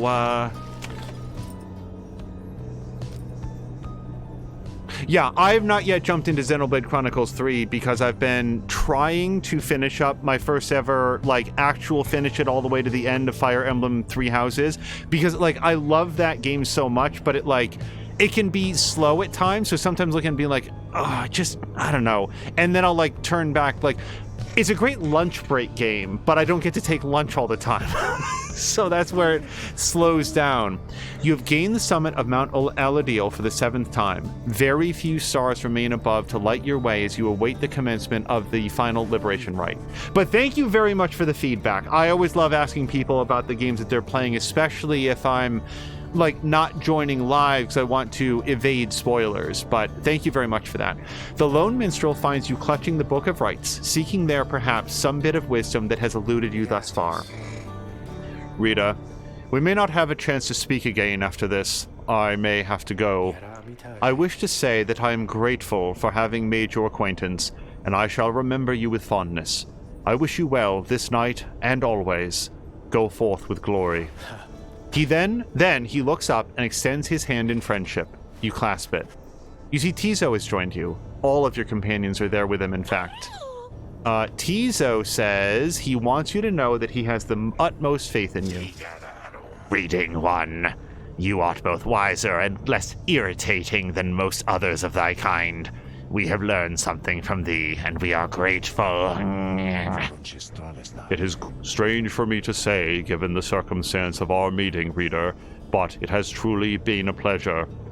Onward now, let us achieve our plan. You look upon your fellow exiles, your companions, with whom you have withstood the downside, and with whom you shall now conduct this final rite. I was hoping for a team, and instead I got you guys. That's what you say. Begging your pardon, but my time has come. We shall see each other soon. He departs. After this night, the outcome of Volfred's plan, the plan of which you all have been a part, shall be decided, one way or another. For now, all you can do is strive to prevail against your final adversary, so that the one last companion may go free. You rise to join your fellow exiles as the last remaining stars ignite. So, just before we hit next, here's the thing. And as Crow says, big praise from Bertrude. Indeed, as Caroluna says, you are not as irritating as others that I know. If we are to lose, which I'm going to do everything I can to not lose, but if we are to lose, I'm actually not going to be that bothered. Because if you think about the backstory of Orlek, who more deserves to go home than he does? I'm going to do everything I can to send one of our guys home. But if we lose, I'm actually not going to be that upset. Because he has like the worst backstory here. And for the love of God, we're not choosing any of the make it hard crystals. Is there an achievement for like wimping out of every single thing? You never ever use like a Titan Star or whatever it's called? Look, for one last time, upon the fall of Solium, dear reader. Solium. Hear me for one last time. For soon, the few remaining stars shall fade away, leaving you stranded there for your remaining days in that forsaken land where you deserve to be. The rabble that you roused here in the Commonwealth shall be put down. The exiles whom you liberated all shall fall in line. But first, let us get on with this last liberation rite. You face none other than yourselves. Each so unlike the glorious night wings of yore. 'Tis a shame that one of you shall soon be free, for you deserve each other. Patikin, thank you so much for the lurk. I hope you have a great night, and thank you so much for the stream earlier today. The pyre is burned, and each of the triumvirates is present and prepared. But before the lone minstrel can concur, as per the custom... Not another word. He's got sort of a thing going on. The demon Orlac slowly raises his clawed fingers to his mask. The false Nightwings have arrived at last. That's too much like Bertrude, though. Long have I awaited this. My freedom once was stolen from me. Then I was cheated of it, here upon this mountaintop. You may now attempt to take it from me once more. He stands there for a moment, silent. Then Orlac dons his mask and stands prepared. May these damned rites cease forever for the misery they have caused. Nightwings, we shall not meet again after tonight, for the cycle of the rites is all but ended. Thus, I would have your decision. On whose behalf shall you conduct this final liberation rite? The one whom you anoint, or else the exile Orlac? The Orlac shall be returned. Godspeed, reader. You know what is at stake better than I. I have utmost faith in you to make the best decision and conduct this rite with glory. Nightwings, the star's remaining light grows dim. Your decision, please. It is now time to choose who, if anyone among you, shall go free this one last time. The rest of you shall remain in the downside to the end of your days. One by one, you meet the gazes of each of your fellow exiles. Bertrude, Tizo, Volfred, your fellow exiles, your companions, your friends. Together you have come this far, but now the downside and the rights conspire to tear your group apart and disrupt your plan. What would happen if you said no? I mean, there is no turning back. We're going to see this through. I feel like everybody would just lose a bunch of hope and glory if we said no, we're backing out. With but a glance, you reassure your fellow exiles that you know what to do. One final opportunity for salvation. Too bad for the rest of you. So, here's the thing. I really have been thinking about it ever since the last rite. We get one more chance. If we're very lucky, one person gets to go home. It's gotta be Volfred. It really does, because what am I gonna do? I'm gonna look at this guy who, as far as we know, put together the plan, assembled the crew, got everybody together, and now I'm gonna tell him that he doesn't get to go home because a voice in the sky made me suspicious that there might be a traitor among us? No. It's gotta be him. And if he's the traitor, then I'm fucked and the plan is fucked. But you know what? My character gets fucked either way. Like, I get left behind here on the downside. So you know what? If this was all a big ruse, and Volfred fooled everybody, and as a result of that, everybody else got to go home and hopefully gets to be, like, happy or whatever, I don't know. I'm not going to deny Volfred his chance at freedom because some voice in the sky said, no, you can't trust one person among you. Volfred. Long have I dreamt that I might someday see this plan of ours come to fruition. I promise you that I shall make the most of it if we are to prevail. Your choice is cast. As for your other companions, you sense a clarity of thought and purpose in each of them. They stand ready to support Volfred, as well as you. Who shall stand with him? Who should I choose? Tizo. Tizo is ready to do whatever it takes to see Volfred regain his freedom this night.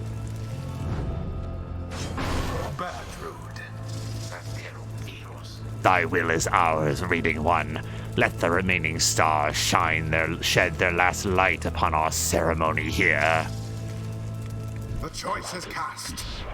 Those would be my adversaries then. And who is it, I wonder, who asserts her will over that group? You sense Orlac is searching for you, almost reaching out to you. You, the shadow of the false Nightwings. They are nothing to me, but you who would relinquish of your own liberty for the sake of them. Strange.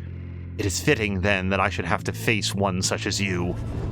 Then Orlac stands at the ready, signaling for his two allies to do the same. By the light of dawn, the cycle of the rite shall cease. Let us see if we can finish this ordeal before that time. The sky above begins to shudder. The final liberation rite is about to commence. I just want to note we're going to lose really badly to this guy. Tariq. I am prepared, Celeste. Then let our song this evening shake the stars themselves. Aye, Celeste. Let us make sure of it.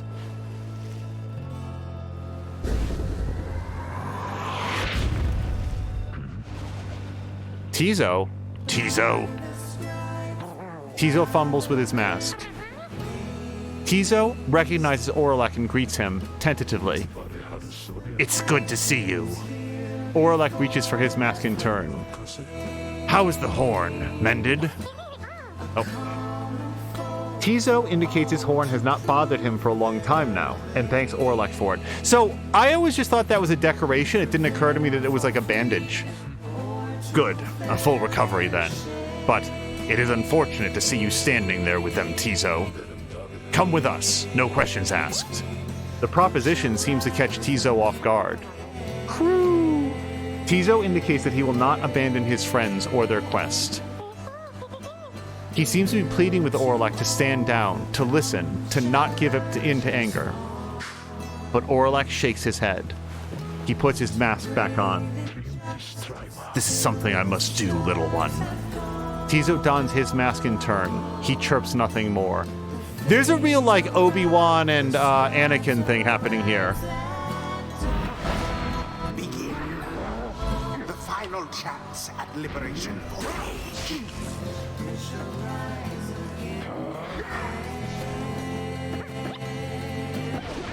Fuck!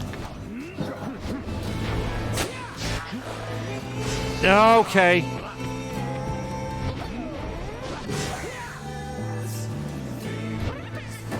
Don't you do it! Shit. Oh man, remember when we... Shoot.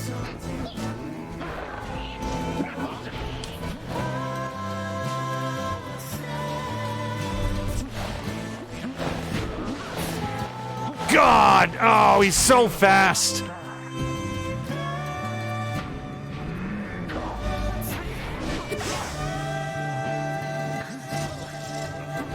Oh, son of a bitch! Okay. I really tried to teleport.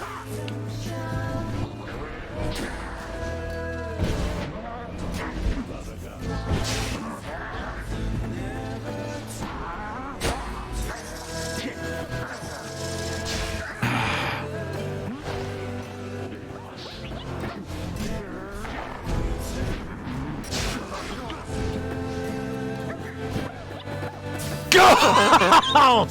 Ah!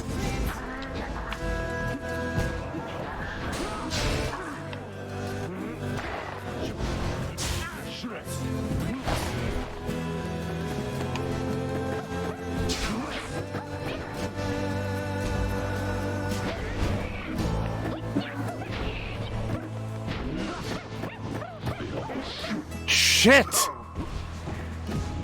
Now to the flame.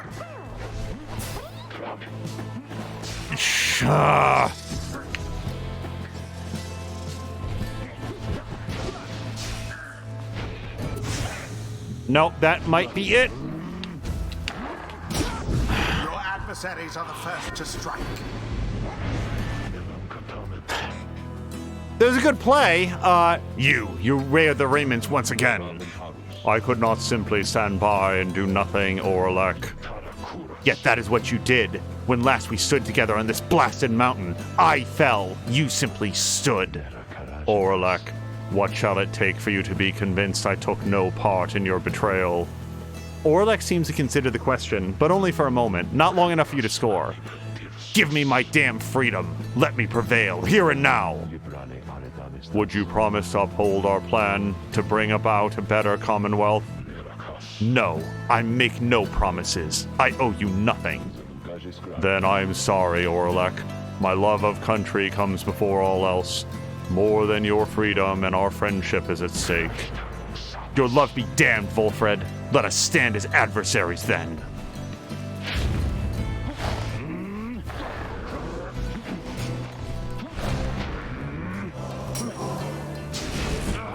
Oh,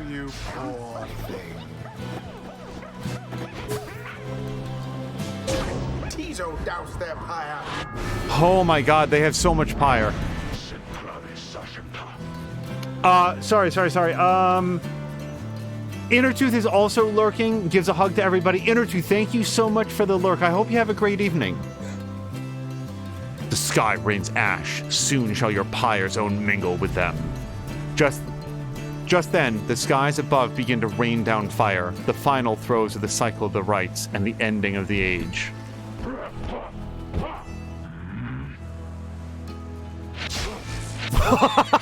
Simply abhorrent. How he has changed, that Urlik. Grown old and bitter lo these many years.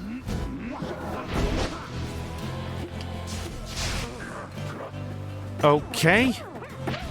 'Tis taken. Wherever did the night wings go?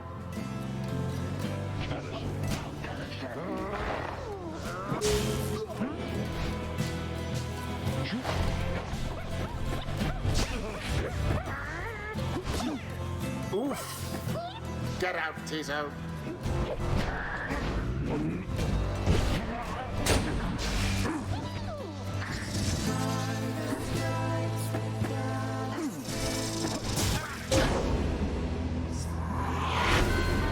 Okay.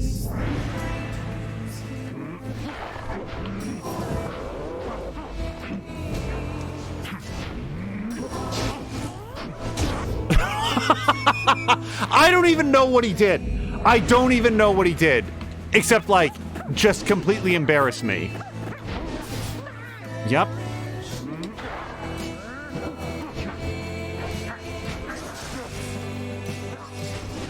Okay, I just need to, like... Well, do that. I was saying just play for time right now, but... So the false Nightwings bear their fangs at last. But that cannot be your finest effort.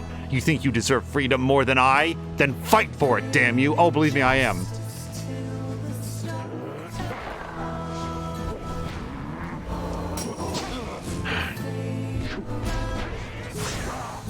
Okay, just come back, Tizo. Come back. God!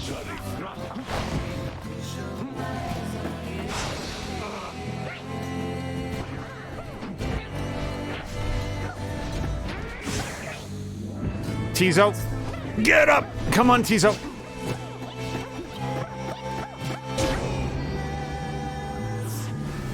Okay, one more.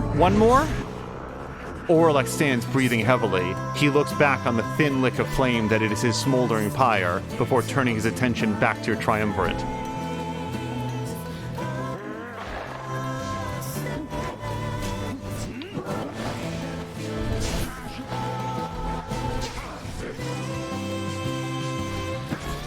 Arg! Hurry up!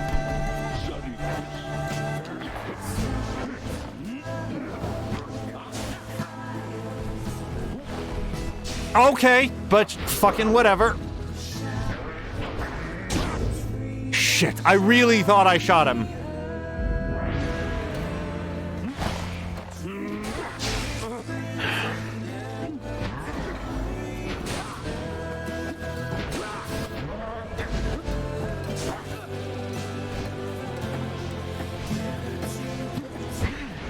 God, I can't run after the jump.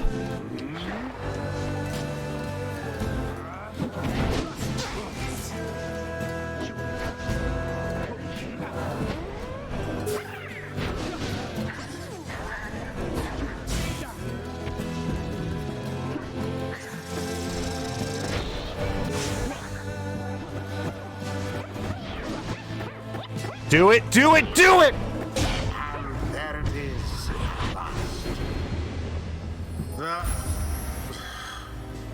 The Night Wings proved their worth.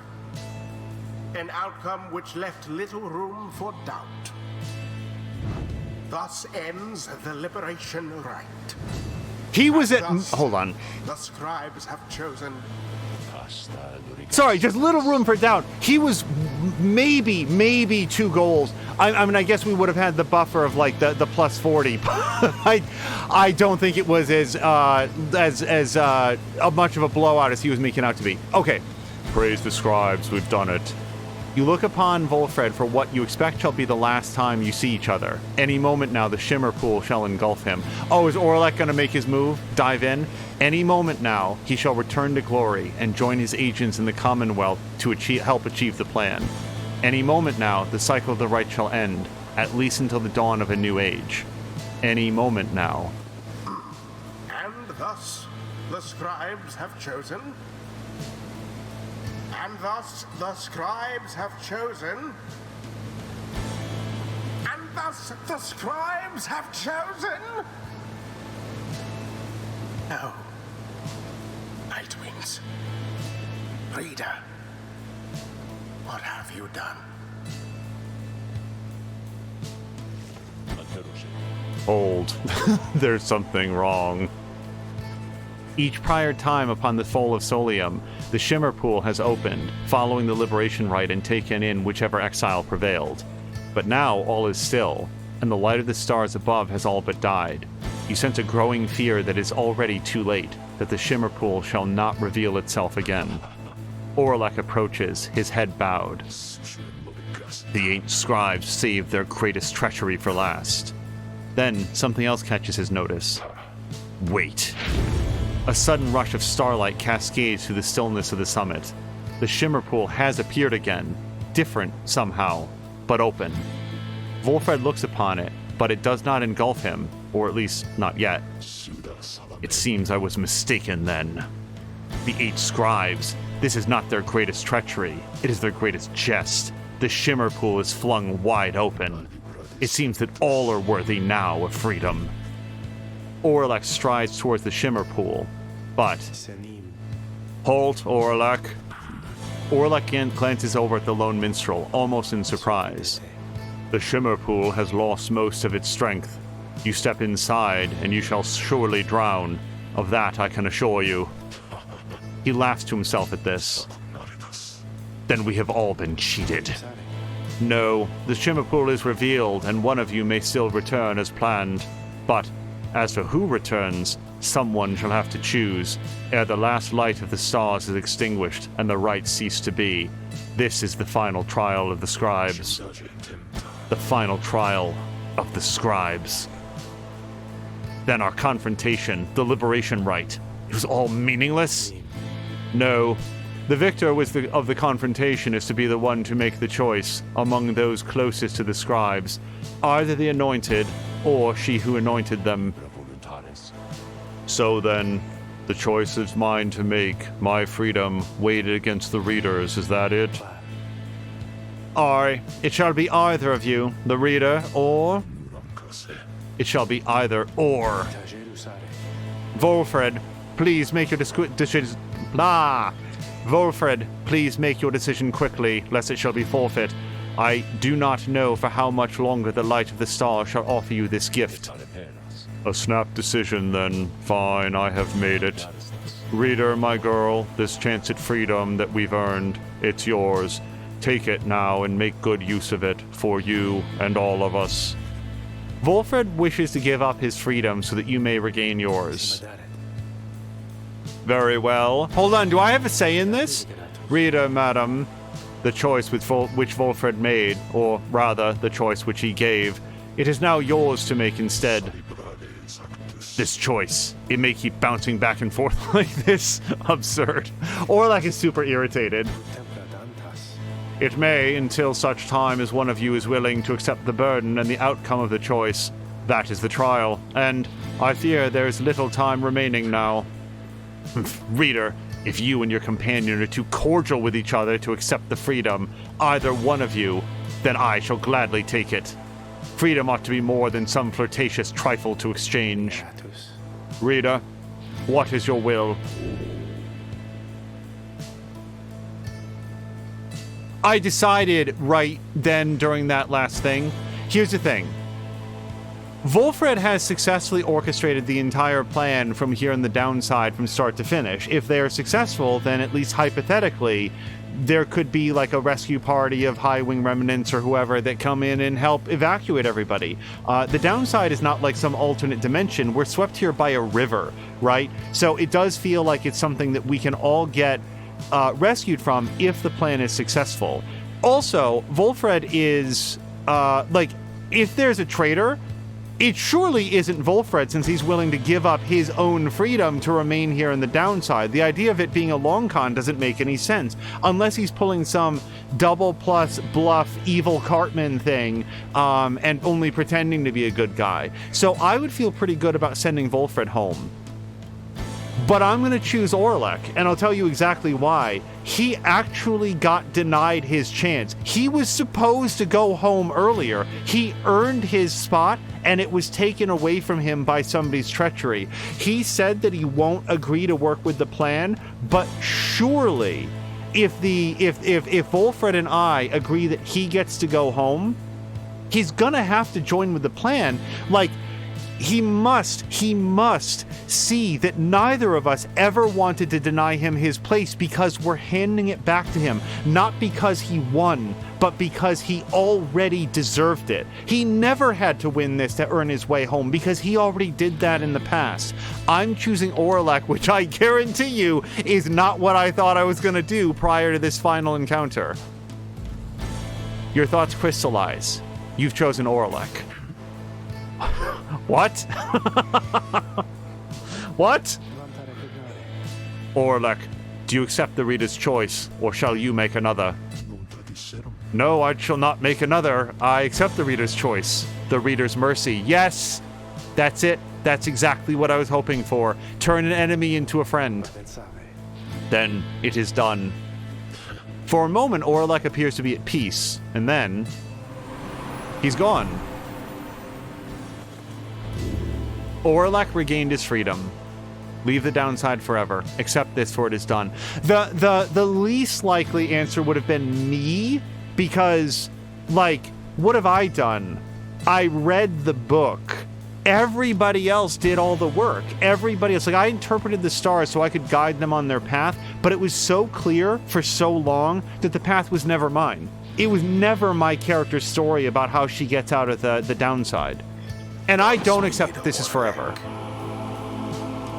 By the scribes, no stars remain aloft. The cycle of the rites. It is finished. The Commonwealth. What shall become of it? What shall become of us? Nightwings. The opportunity to gain your freedom from the downside. Was it not enough?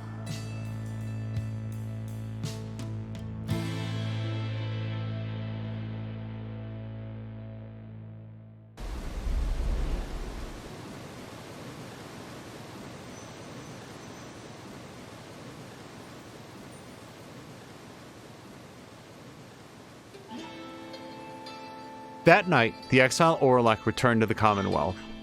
He was to be the last. The stars had faded, and the cycle of the rites had run its course. How do you know if it's the last line? He found the Commonwealth in great upheaval. Spurred by the efforts of 6 liberated exiles, Volfred Sandalwood's revolutionary plan had incited the masses. These exiles and the starless sky portended the return of the scribes. The people surged into the streets, shoulder to shoulder. Led by the 6 exiles, their voices shook the heavens. The leadership of the Commonwealth panicked. I think it's 3 lines apiece? I just want to make sure I don't accidentally skip anything. No blood was shed that night, and by dawn it was over. The leaders of the Commonwealth had cast themselves back into exile, or joined this new cause. Thus, in its 838th year, the Commonwealth had fallen. The new Saurian Union declared its sovereignty in the next year. Among the changes its elected leaders ushered in, they vowed never to cast their people into exile. and they abolished the old Commonwealth decree forbidding literacy. Today, we still remember all of this. And we remember the exiles of the downside, whose deeds led to the dawning of our age, whether they returned or not. Oh, I take it back. I guess we were stuck there forever. Feels like they could have come down the river and helped out. Oh, hold on. We get to see something or other. Once the rites had ended, the imp Tizo had a job to do, quite unlike most exiles trapped forever in the downside. The lone minstrel asked that he watch over the Black Wagon, which the Nightwings had used extensively for travel and for shelter all throughout their quest. Tizo obliged, for he knew that wagon, as well as its drive imp inhabitants, perhaps better than anyone. What became of the wagon exactly was never verified, as evidence of Tizo's thorough work. After that, he liked to while away his days with any of his friends, or else with fellow imps. Sandalwood sometimes called for his assistance, and Tizo was always happy to oblige.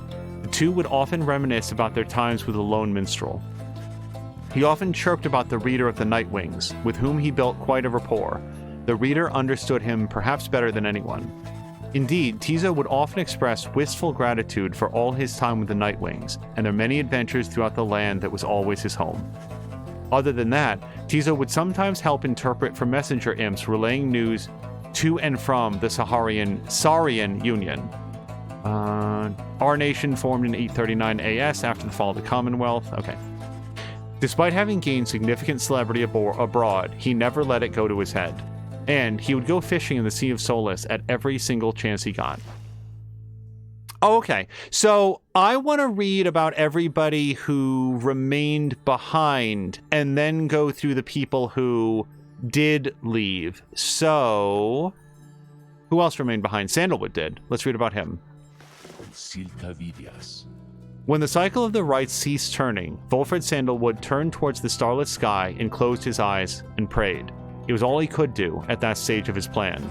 He aspired to assemble with liberated exiles representing each of the 8 largest ethnic groups composing the population of the Commonwealth. They would stand together as a vision of the 8 scribes returned, inspiring the masses to embrace an older set of values from before the Commonwealth had tightened its grip. With the rites ending sooner than expected, this ideal scenario became impossible. Sandalwood's own freedom, for instance, was now forfeit. Yet the plan did have contingencies. Fortunately, most of those contingencies did not prove necessary. Word reached him that on the night of the scribe's return, let's just read about that. Inspired by the liberated exiles, the people of the Commonwealth demanded new leadership. His fellow liberated Nightwings stood together, and their voices echoed throughout the streets. These former exiles, who ought to have disappeared into the ranks of the Commonwealth's own leadership, now stood united with its people, who poured from their homes in solidarity. It was imperative to Sandalwood that stand against the Commonwealth be peaceful in its nature. An overwhelming show of popular support would be more than enough. Ensuring this was his priority, and in the end, the result was self-evident. Ensuring this was his priority, and in the end, the result was self-evident. The plan's goal has been achieved. Sandalwood kept busy after that, as much as possible, providing counsel from afar to those who would be at the forefront of the birth of the Saurian Union. Of course, being stranded in the downside meant that there was only so much he could do. Resting assured that the future of the nation was in capable hands, he turned his attention to the remaining exiles of the downside. They might never return to that new nation, but at least they could experience its triumphs and struggles in some vicarious way. So he took to his old work, writing and printing. As literacy began to spread again through the Saurian Union, so too did the exiles of the downside take to it. For his part, Sandalwood helped teach as many as he could. More than that, he provided the material to read, a semi-annual report about the latest events both in the Saurian Union and the downside. This periodical gave many exiles something to look forward to. One of his exiles in all of this was the imp Tizo, with whom he traveled all across the downside. Sandalwood often cited Tizo as the wellspring of his own enthusiasm for a brighter future. Such was the creature's spirit.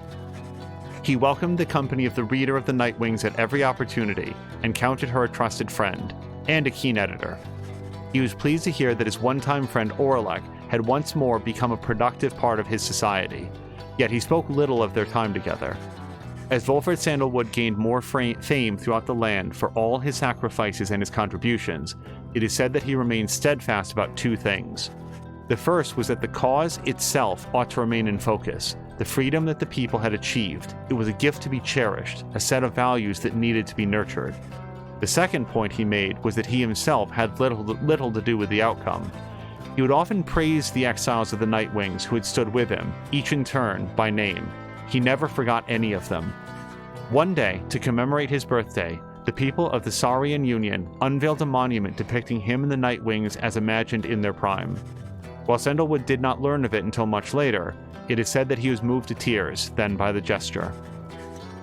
He has since ensured that those of us with memories more fallible than that of Sandalwood likewise remember the achievements of his fellow former exiles and our cause. I feel bad for ever having thought that he was the traitor just because the voice said like he was like the best of us all the way through, up to and including the fact that he wouldn't take credit for what he had done. No, the other person that remained behind was Big Bertrude, who is here. Several exiles of the Nightwings cared more for the plan of Sandalwood than to return home from the downside. So they cared more for the plan than to actually return home. The crone called Big Bertrude was a prime example. She had found a suitable environment to live within the dismal region known as the Flagging Hands. There, she had built up a thriving place of business known to many exiles in the land. With the rites having ended, she returned to her preoccupations, working away almost as though nothing had happened. When one gets to be more than 400 years of age, perhaps even then monumental events such as the culmination of the rites or the collapse of the Commonwealth are seen as trifling matters. Much of her effort was doubtless due to the influence of Sandalwood, someone whom she had admired now for decades. He had made clear that he could not requite her feelings for him, but what could have been a hurtful dismissal only led to a deeper understanding between them. By and large, Bertrude kept focused on her work. Whether casting small enchantments or imbuing talismans, the work brought her a sense of purpose, she would say. In the Commonwealth, such services were strictly forbidden, but on the downside, there was a real need for simple luxuries, with which the competing slug market could not always provide. Thus did Big Bertrude continue to live up to her name, and the tales of her days with the Nightwings made her that much more the living legend. So among the other people who stayed behind are everybody that never got to go home. So we're gonna read through some of these guys. Let's read through Sad Dog. As the cycle of the rites drew to a close, it grew evident that a chance at freedom from the downside had forever slipped from Dalbert and Ulmer Oldheart's grasp. Thus, they and the exiles of the Fate returned to Jomir Valley. There, they struggled to get by, as exiles of the downside tend to do. Sometime after the rites had ended, the Oldhearts at last heard the news that the Commonwealth had fallen. This was well after the fact, of course, but it brought old Dalbert great joy. Despite his forthright manner, he had no love for the nation that cast him down, along with his son. Dalbert Oldheart passed peacefully in his sleep before the next new moon. In his final days, he implored his son to undertake a pilgrimage to the scribes. Ulmer never shared his father's view of the scribes, but respected Dalbert's wishes, and so, after a period of mourning, Ulmer began a new journey. Not a day went by that Ulmer Oldheart did not think about his father, and give thanks to him, and speak to him, at morning and at night. Would that the stars yet shone, for surely Dalbert's would be there among them, smiling down at his son, and watching over him and his kin. Oh, that was a 2-for-1. Alright, let's read about this bad worm guy. All his life, Sir Deluge had fled from one danger only to find himself facing another. He had escaped the war-torn waters of the Sea Dominion, he had escaped the blood border of the Commonwealth, and now he had escaped the rites.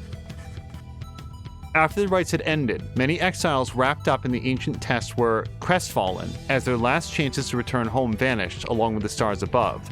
But Deluge did not mind, for this outcome meant that, at last, there was no burden of responsibility weighing down on him. While most of his fellow exiles of the Pyre hearts yet longed for the waters of the Sea Dominion, driven as ever by their impulses towards conflict, Deluge settled down. With him remained one of his companions, one Lady Seagrass, who had taken a liking to him for some reason. She is a Wyrm Knight, duty-bound to serving Sir Deluge and the Pyre Hearts. I don't remember if she had any lines of dialogue, though. Reportedly, they disappeared into the waters of the Wyrm Gulf, which may begin to explain the significant increase in worm population observed in the vicinity. Okay, hey, look, he found something he liked to do better than antagonize me, so I'm cool with that. After the final liberation rite, Lendl the Liar, which by the way, it doesn't show it here, but that's what they called him, refused to believe that the rites had truly ended. He would sit through night after consecutive night, staring into the blackness of the sky, awaiting any kind of sign that he might gain another chance at freedom. No such sign ever came. His fellow accusers started to express concern for him. Survival had become their top priority once liberty had slipped from their grasp. But Lendl dismissed them as weak fools. He insisted, rather forcefully, that any evening now the stars would shine for him again and mark the way towards his inevitable freedom. He was, of course, mistaken. The others in his triumvirate were left with little choice but to abandon him. After that, the exile known as Lendl the Liar was never seen again. However, there have since been sightings of a bedraggled demon who wanders the downside and bears Lendl's crude countenance, suggesting he yet lives. Wow, denial isn't just a river in the downside then. After the cycle of the rites had ceased, I like Witch Udmilde's theme. What does this remind me of? Every time this song starts, it reminds me of a soundtrack of another game, and I'm not thinking of it right now, and this is probably my last chance. After the cycle of the rites had ceased, Witch Udmilde returned to the Flagging Hands region, where she sealed herself within the Pit of Melithe. There, even her fellow exiles of the Withdrawn allegedly grew unnerved after a time, and left her to her vile work. Sometime later, the Pit of Melithe erupted into flame. So intense was the conflagration that it could be seen all the way from Jomir Valley. Arson was suspected, though the cause was never verified, and many bog dwellers in the region were forced to flee. A tempest blowing from the north finally quenched the flames. When at last the ashes settled and the grounds had cooled, the site of the fire was scarred beyond recognition. No trace of Witch Udmilde was ever found. As for the contents of the Pit of Melithe, which notably included a profane object thought to be the remains of Islak, all of it was gone as well. Back in the Saurian Union, Udmilde's repeated threats of the return of Islak were thoroughly investigated, and no credence was found to any of her claims. I wonder if she had gotten out, if that would be different, if she would have been more successful. Barker Ashpaws never had much interest in returning to the Commonwealth, for he always found its bylaws to be stifling, so when the rites ended, he did not care at first. Soon he grew very bored. The rites had given his life a certain sense of structure he had always needed. He missed the raw anticipation of it all. He decided to continue conducting the rites for the thrill of it. He bent some of the rules and replaced some of the objects, but it was close enough. His packmates, the dissidents, proved more than happy to participate, and thus they ran against each other back in Jomir Valley. Gradually, other exiles familiar with the rites, as well as those who had never heard of it at all, started to take an interest. They ended up giving Barker Ashpaw some healthy competition. His old feud with Ruki Greentail ceased meaning anything to him, and he forgot all about it amidst his new pursuits. Ultimately, even Barker Ashpaws, who had led such a directionless existence to that point, found something of a calling through the rites. Whether he took the rites less seriously than the other exiles of his time, or more, was oft debated by those who watched him work. That's cool! He basically started his own sports league, and then anybody could join. They didn't just have to be able to read the stars. Throughout her exile, Tamitha Thane was motivated by a single goal, to return to the Commonwealth and exact vengeance on her ancient enemies. When she realized the rites had ended, and that she would never see her mountain home again, she nonetheless remained determined to aid her people however possible. She had gathered certain information pertaining to the intentions of the Nightwings, who had formed a pact to regroup on the other side after their liberation. Other such reports exposed certain weaknesses in the Commonwealth defenses, and revealed to the Highwing remnants the opportunity for a risky but potentially impactful strike. As Tamitha could not participate in the assault, she learned what happened well after the outcome. On that night known as the Scribe's Return, The Commonwealth had fallen.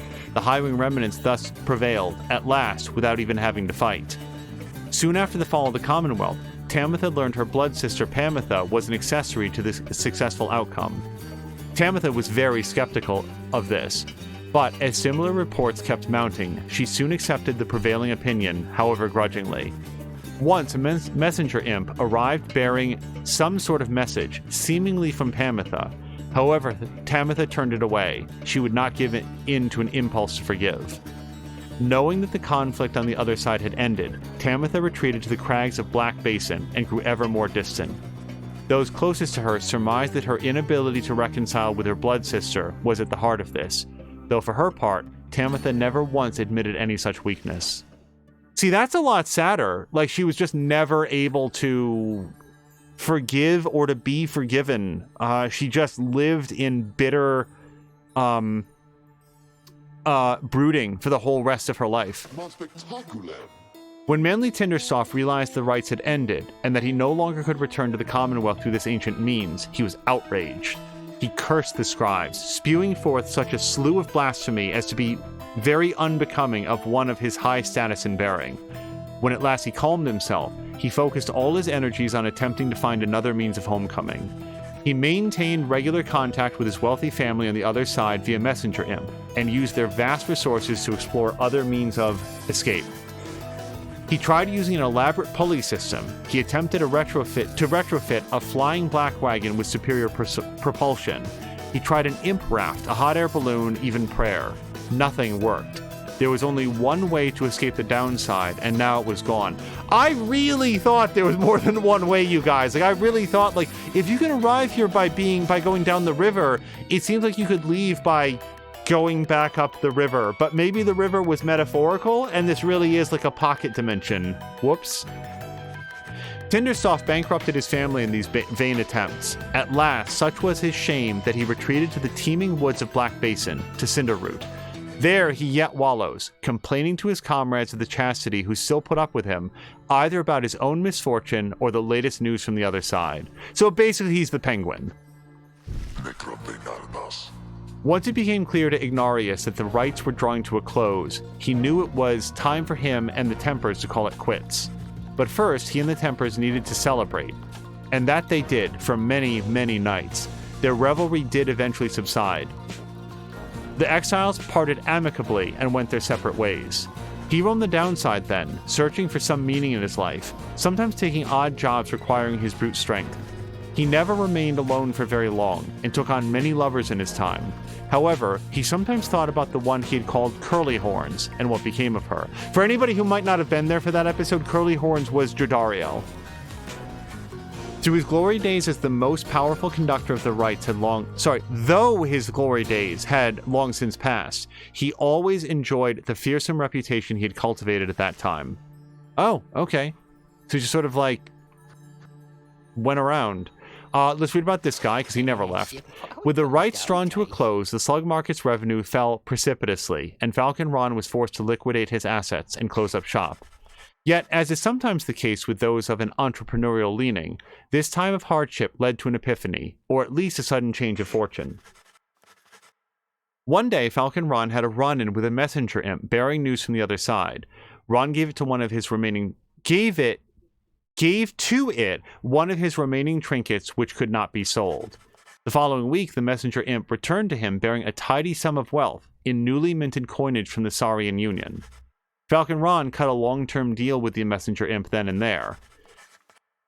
Though his trade remained a gray area from a legal standpoint in the Saurian Union, the newfound fame of the downside caused Falcon Ron's goods to explode in popularity. And also, what were they gonna do about it? Send the cops after him? They're in the downside? We're here to administer your trade, sir? Oh, whoops, now we're stuck here forever. He later signed an elaborate agreement with Big Bertrude's and found a distribution partner on the other side through Rookie Greentail, whose own business had expanded. Especially in the Saurian Union, Falcon Ron's goods are still known for their superior quality, though he assumes no liability for any side effects. Alright, let's read about the Lone Minstrel. Oh, I guess it's both of them. After the cycle of the rites ceased turning, the lone minstrel bade their remaining Nightwings take the Black Wagon and seek their fortunes elsewhere in the downside. Here's the question. Just quick prediction from chat. Think in your head. Did these two end up together? Because I feel like there was some interest going between the two of them. Maybe she wasn't in on it. Maybe she just, wanted to remain professional work friends. But then when the rites ended, maybe that, don't pursue workplace relationships. Maybe that went by the wayside. I'm betting that they got together. Their parting was heartfelt but brief. He remained there at the summit of Mount Elodiel with Celeste, where the two of them would chronicle the final outcome of the cycle. Neither Tariq or Celeste were ever seen again. Oh, whoops. We know all this now through a song attributed to them. Some claim these songs originated in the taverns of the Saurian Union and merely were imbued with the weight of folklore. However, exiles liberated from the downside corroborated each other's claims at having met this duo that presided over the liberation rites. Another folktale suggests these minstrels were heralds of the scribes. Having fulfilled their obligations, they departed the world we know and rejoined their patrons. One of their famous songs describes another, simpler outcome, that the two gave up their duties to the rites in favor of a life they could share together. There we go. I'm choosing to believe that one because that's the one that makes me correct. In any case, they are likely to remain the subject of such verses and such songs, for it was they who watched over the rites and ushered in our times. All right, I want to read about him last. So, what was the order in which we let people go home? I feel like it was Sir Gilman first, wasn't it? When the Wyrm Sir Gilman returned to the Commonwealth, he believed that he had regained something even more important than his freedom, his honor. Gilman relinquished his knighthood and declined an opportunity to serve as captain on the Blood Border. He was not interested in fighting any longer. Yet, as is sometimes the case with those such as he, a circumstance soon came about in which there came a need for him to once again make use of his military training. Thankfully, however, the scribe's return ended peaceably. Gilman was on edge throughout that night, expecting violence to erupt at any moment. But the moment never came. When the matter was at last put to rest, then Gilman truly knew his time as a knight had ended. He declared to all those in earshot that he would never fight again. Unless, of course, there arose some other extraordinary set of circumstance, again requiring him to fight. But he certainly hoped not. He still trained regularly, just in case, especially with his fleet-footed friend, Rookie Greentail. He was always grateful for having studied under the Reader of the Nightwings, without whom he would never have completed his penance. Because of this, and perhaps because they were on opposite sides of the world now, Gilman dedicated his life to her. By that point, he had long forgotten about his days under the leadership of Sir Deluge, his former commander. Breaking free of his abusive leadership was his first step in gaining a bit of self-respect. Gilman never did return to his homeland in the Sea Dominion, and was content to lead a monastic life on a small residence in the hills. Really? I thought they were like highly aquatic creatures. In the hills is an interesting choice of like retirement homes. It was just high up enough to make him keep striving to conquer his fear of heights. Other than that, an intense daily training regimen and the occasional visit from an old companion was more than enough to keep him optimistic and engaged. He knew by then that honor was not something to be won, but a contract with oneself to be renewed each day. Oh wait, I forgot that she probably also lived in the downside forever. Let's read about Sandra. After the cycle of the rites ceased turning, records of what happened to the Black Wagon of the Nightwings became inconclusive and contradictory. Some accounts suggest that the Nightwings, the exiles of the Nightwings, who remained in the downside, continued to make use of the Black Wagon as their place of shelter and their means of travel. However, there is no record of what happened to the wagon's contents, such as the Book of Rites or the Beyonder Crystal, said to be haunted by the apparition Sandra the Unseeing.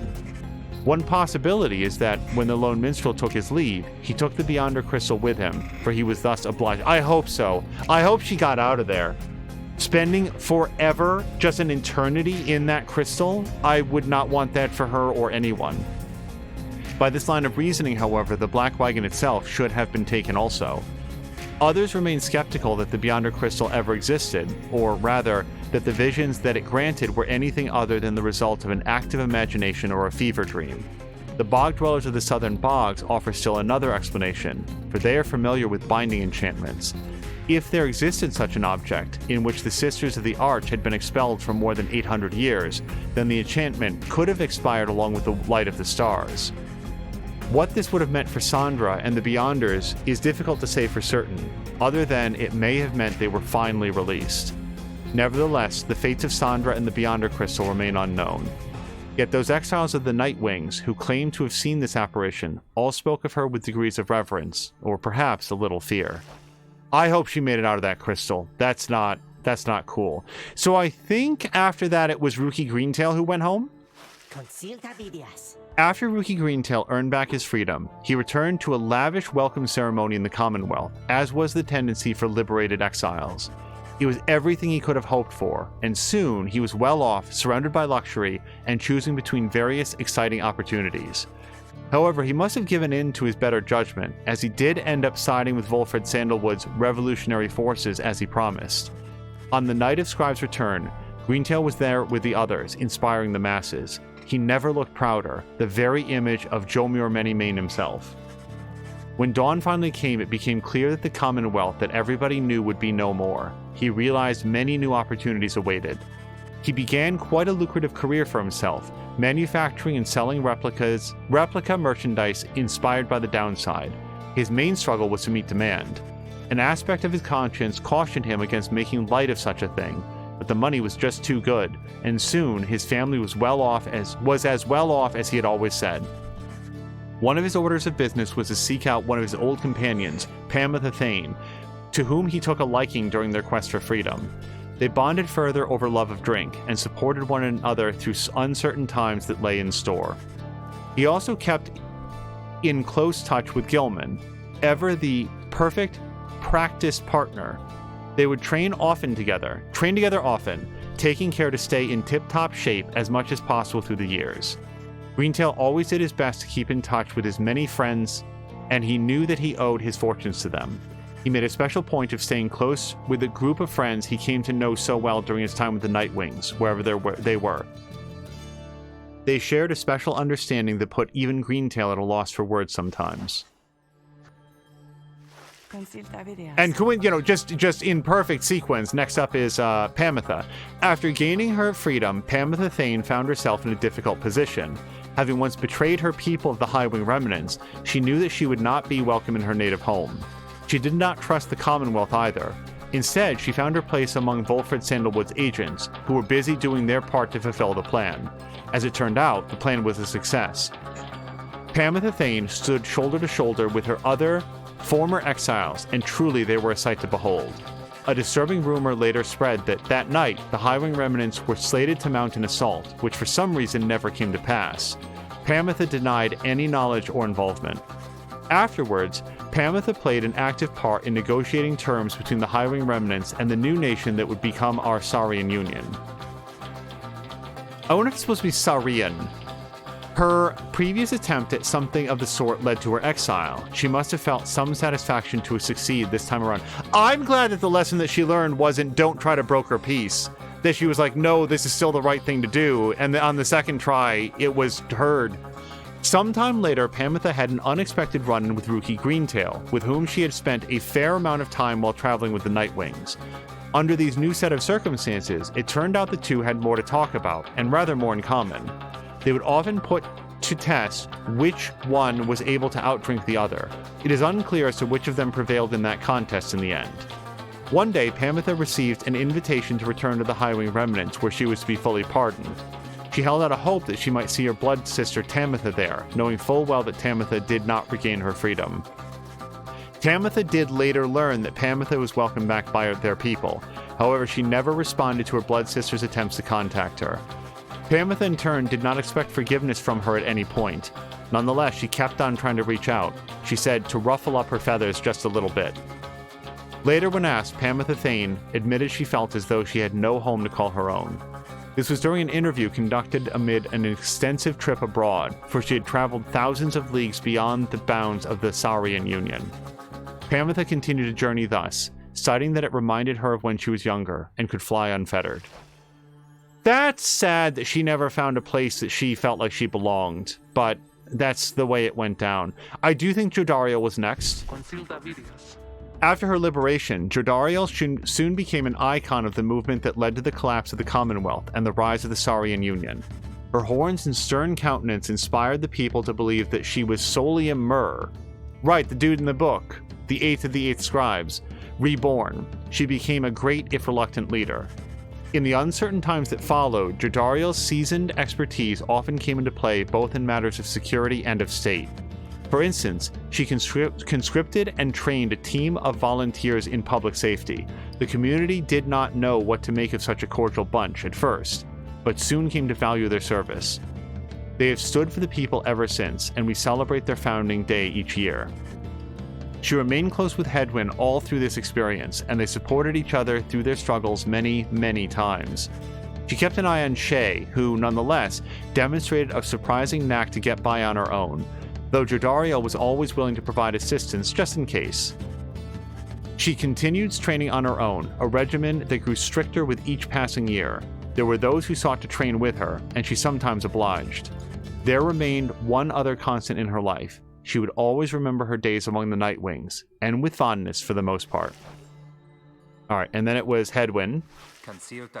After his liberation, Hedwyn was instrumental in the events leading to the fall of the Commonwealth, and was vital to the outcome of the plan. The peaceful outcome of the scribe's return was attributed to several key factors. One of them was the underlying ambition of the plan itself. Another was Hedwyn's visibility among the people in the streets. Identified to be a liberated exile, he was believed to be Golgothanian, reborn. More importantly, however, was that one of the winged harps of the High Wing remnants accompanied him. She was later identified as Fikani Shang. I'm glad that he got back together. Oh, look, she's got a little portrait, too. A harp for whom Hedwyn cares deeply. Deeply, they were separated when Hedwyn was exiled. Well, they got back together. That's good news. Their bond was symbolic of what was at stake that night, and proved vital to the peace that followed. In all his days as a leader in the Saurian Union, Hedwyn oft confided in his friend Jodariel. Despite her intense manner, there was no one whom he trusted more in times when circumspection was required. Hedwyn would often think back about the vow he made at the beginning of his quest for freedom. Although he cherished all the friendships he made, he had pledged to Jodariel, Rookie Greentail, and the Reader of the Nightwings that they might all be free again together. He had broken that vow, for in the end, not all of them were able to return. A terrible guilt over this darkened his mood for a time. I'm sorry, Hedwyn, but you're just gonna have to get over that. Like, I haven't read what happened to, that guy up there, but he just deserved it more than my character did. He just did. However, the others whom he still knew lifted his spirits, much like he had often lifted theirs. All the Nightwings knew the stakes. While the others who stood with the Nightwings were not all able to remain in contact thus, Hedwyn thought of each of them often, and so in turn did they oft think of him. Yeah, I like Hedwyn, he was a cool dude. The Commonwealth never provided a sense of home for the one they called Shay the Shoddy. God damn it, why do they still call her that though? So she was surprised on her return that she was so well treated. She felt uneasy about it, and besides, she knew that she would do her best to fulfill the pledge she had made to her friends. Even she could not have expected the impact she would have on the events that followed, which gave rise to our Saurian Union. Despite not fitting the image of any of the 8 scribes, Shay nonetheless stood out alongside the others, amid the teeming masses on the night of the scribes' return. She spoke of the scribes with such conviction and sincerity that the crowd was very moved. After the fall of the Commonwealth, there was a renewed interest in the legend of the 8 scribes, and many new interpretations of their history and teachings. Shay found herself at the center of all of this. Her way of speaking continued to compel a growing audience. She swayed many people from their astralist beliefs.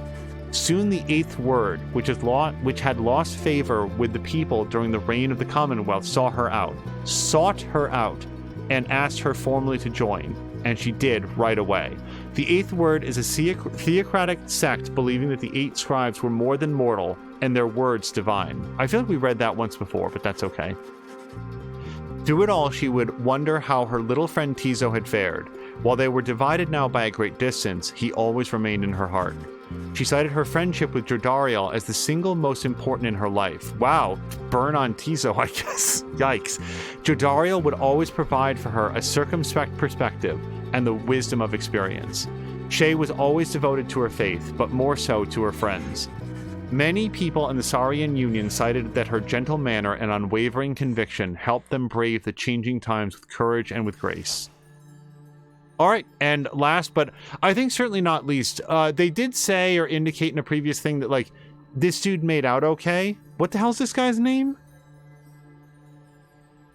I can't believe we deliberated over setting him free, and I do not remember his name right now. Orlek, there we go. In the aftermath of the final liberation, Orlek at last returned to his nation, one that he had not seen in nearly 2 decades. He scarce recognized it. After all, it was in the midst of transformation, a social and cultural upheaval sparked by Volfred Sandalwood's plan. When Orlek witnessed the people of the Commonwealth standing shoulder to shoulder and chanting together on the night of the Scribe's return, he looked on in silence for a time. Then he stepped toward the crowd. A murmur and hush moved through the gathered citizens at the sight of him, for they had never seen someone thus changed by the downside. But then, Orlek raised his voice with theirs, and they all stood united once again. History would know him as the Demon Doctor, a term of endearment that stuck even after his horns started to recede. So wait, did Jodariel's never recede? Because they didn't mention that with her. He lent his skill and service throughout the birth of the Saurian Union. The one he had called the Shadow of False Nightwings. The one he had called the Shadow of the False Nightwings was someone whom he thought of often. He knew he owed her his freedom to her. Having witnessed the aftermath of Sandalwood's plan, Orlek understood at last what his former companion wanted. Years ago, they conceived a version of this plan. Now Orlek found he wished Sandalwood could be present to witness the reality of it. Alone with his thoughts, Orlek would sometimes visit the memorial to the fallen leaders of the Commonwealth. Though other than such appearances, and notwithstanding his duties as master physician of the state, Orlek led a very private life. Few would have guessed that he once was one of the most accomplished rites conductors in the history of the Nightwings. History, of course, shall ensure we shall not forget. That is pitch perfect what I would have wanted out of him. The fact that he got it in the end, and he decided to earn his freedom over again by living up to the ideals that had made him worthy of ascension in the first place. That's perfect. There's one more account which warrants mention. The Nightwings conducted the rites under the guidance of a reader. Little is known of her. However, some accounts of her begin to paint a picture. We know that she was of common birth, just stout enough to make a simple farmer. Oh, these are like the backstory options that we chose. The journey to the downside left her close to death. It was then that the Nightwings found her. I don't know if I can speed this up without skipping, and I very much do not want to skip. They brought her from the brink. She showed them the path. She pressed onward with the others. She had made a vow to help her friends be free. Thus did the cycle of the rites commence its final turns. When the final rite arrived, the reader's freedom was at stake. In the end, however, she remained in exile. From that point on, accounts of her diverge. It is said the voice which troubled her, she never heard again. Some say she helped improve the lives of other downside exiles. Though whether that is true, only she knows. Which means that there was no one around to attest to the fact that she did that, which means that she did not. Because otherwise the other... Oh, I don't know why that's going fast. I didn't press a button. Someday, perhaps, that reader's own star shall emerge. Then it shall pierce the dark of night in all its brilliant glory. Until such time, and ever after, all of us give thanks. Their journey began on a barren waste where the reader arrived, afraid and alone. When she arrived, the book of rites awakened the Nightwings and ignited the flame. They follow the stars bound to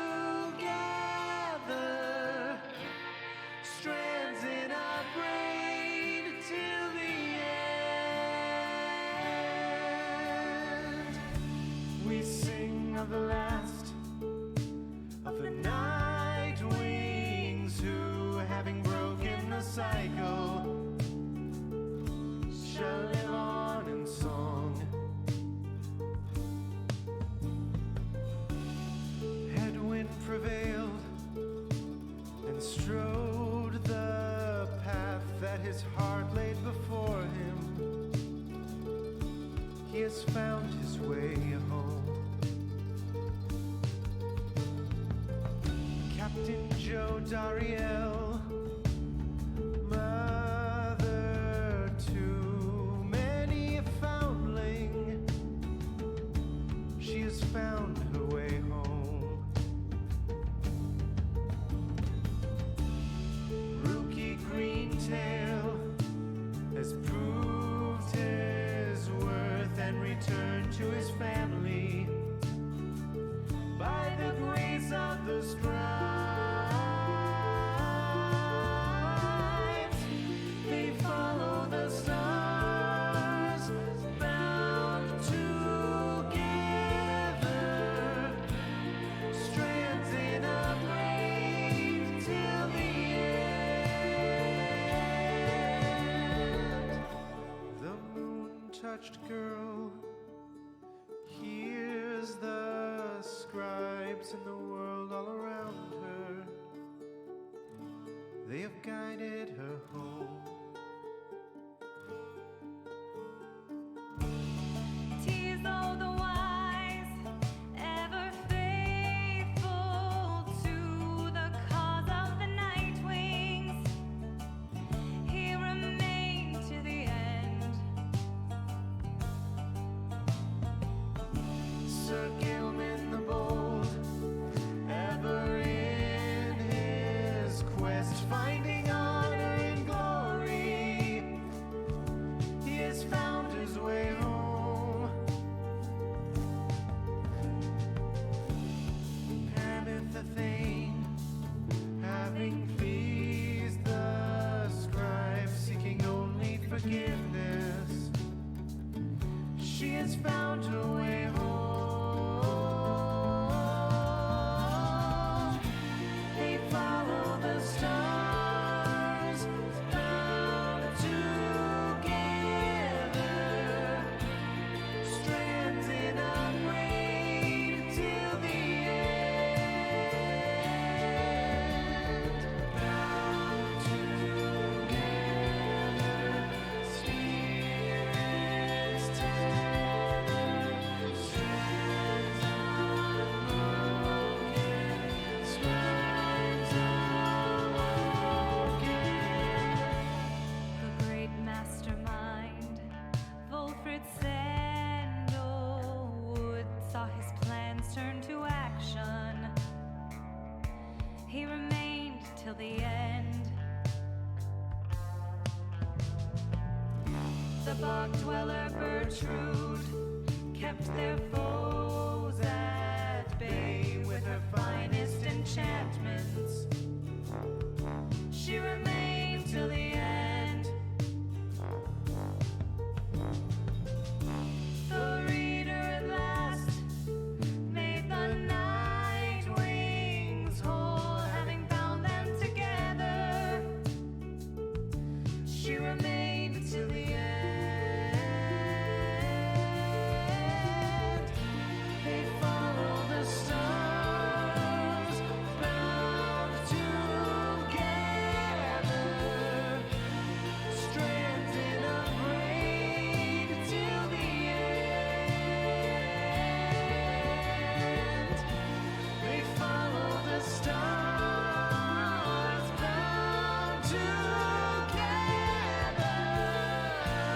strands in a braid till the end. Now at the end, as we bid farewell and return to the stars, we shall find our way home.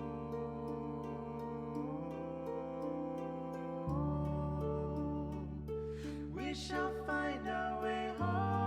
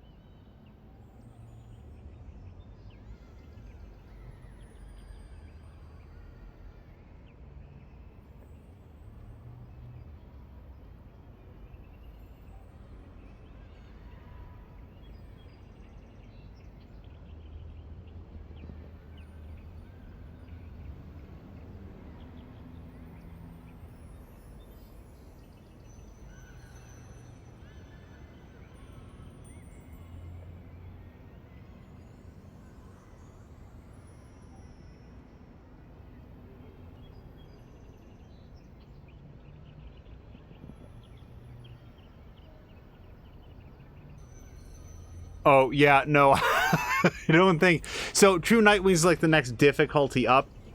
So, it's always fun to mark, like, the first time that something happens on the stream, given the length of time that we've been doing this.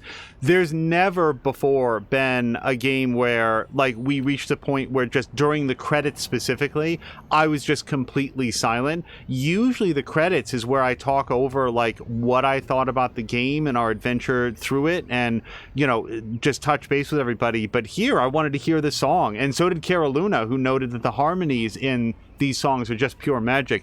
Yeah, they put a lot of thought and effort into that, and I have to assume that the lyrics might have been modified by events in the game, like what ending people got, who wound up going home and so forth. So I wanted to hear it all the way through, and just in case we get a copyright strike for just listening to the song that they wrote for the game. God damn it. But hopefully not. Hopefully we get to share that with everybody, and that was great. That also, by the way, it takes us out to as much time as we have. We are up against a pretty hard stop where we want to go watch the latest episode of Kyber Shars in More Than Amiya's Discord, but I don't want to leave it like unsaid where we don't talk anything about the game, because we will have no other opportunities.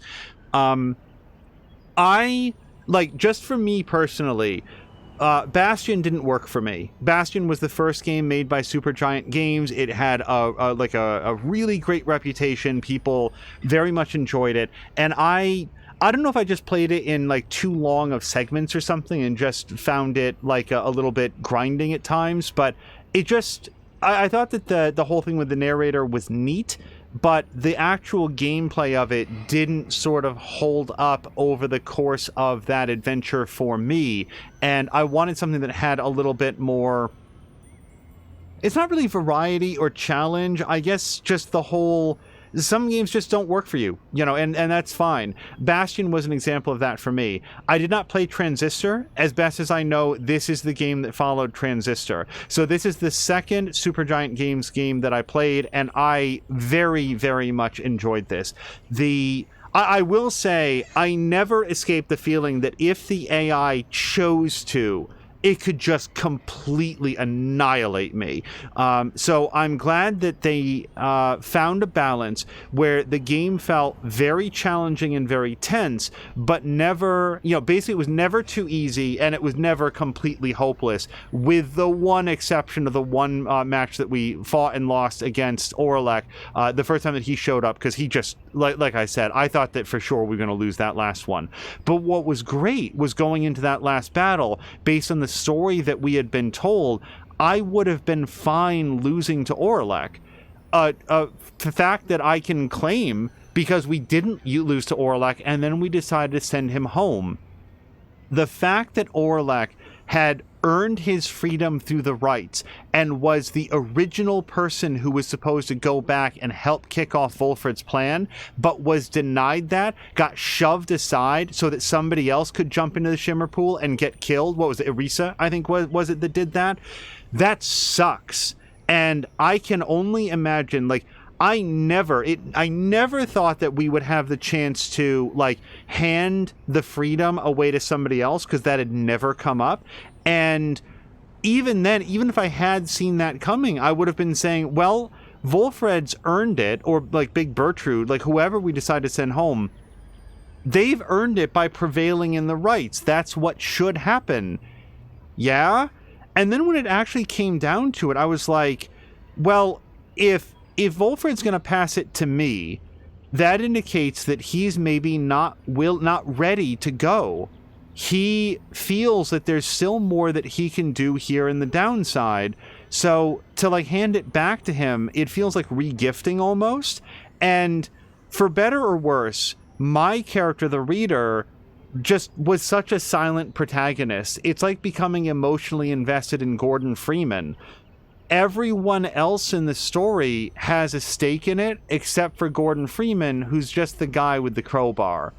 I don't know that anybody's out there, like, I don't know, cosplaying as him or whatever, when you could be Alex or Dog or, I don't know, Barney or somebody else, somebody with like a personality that people would care about. And I felt the same way about the reader. I don't know who would arrive at the end of this story with these characters and say, no, it's me. I should be the one to go. So at that point, it was over to Orlek, and as soon as we were handed the possibility, it was like, this just feels right. Since we got everybody else to go home, everybody else got their freedom.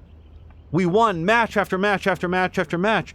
Why shouldn't it be the only other person in this threesome between me, Volfred, and Orlek? Why shouldn't it be Orlek? It only makes sense. So that's what we did, and then we got to see how everybody turned up. And I will be very interested to know one thing. I suspect, but obviously don't know, that if you don't send as many people home, or you choose different people to send home, maybe it's not as bloodless. Maybe there's more violence. Maybe the High-Wing Remnants do attack, and it weakens the structure, the foundation of this new nation. Maybe it plunges into another, even bloodier war between the two nations. Maybe it doesn't come out as well. I do not know if there's a less good ending. I can only say that I felt like we got a really good ending, so that feels good.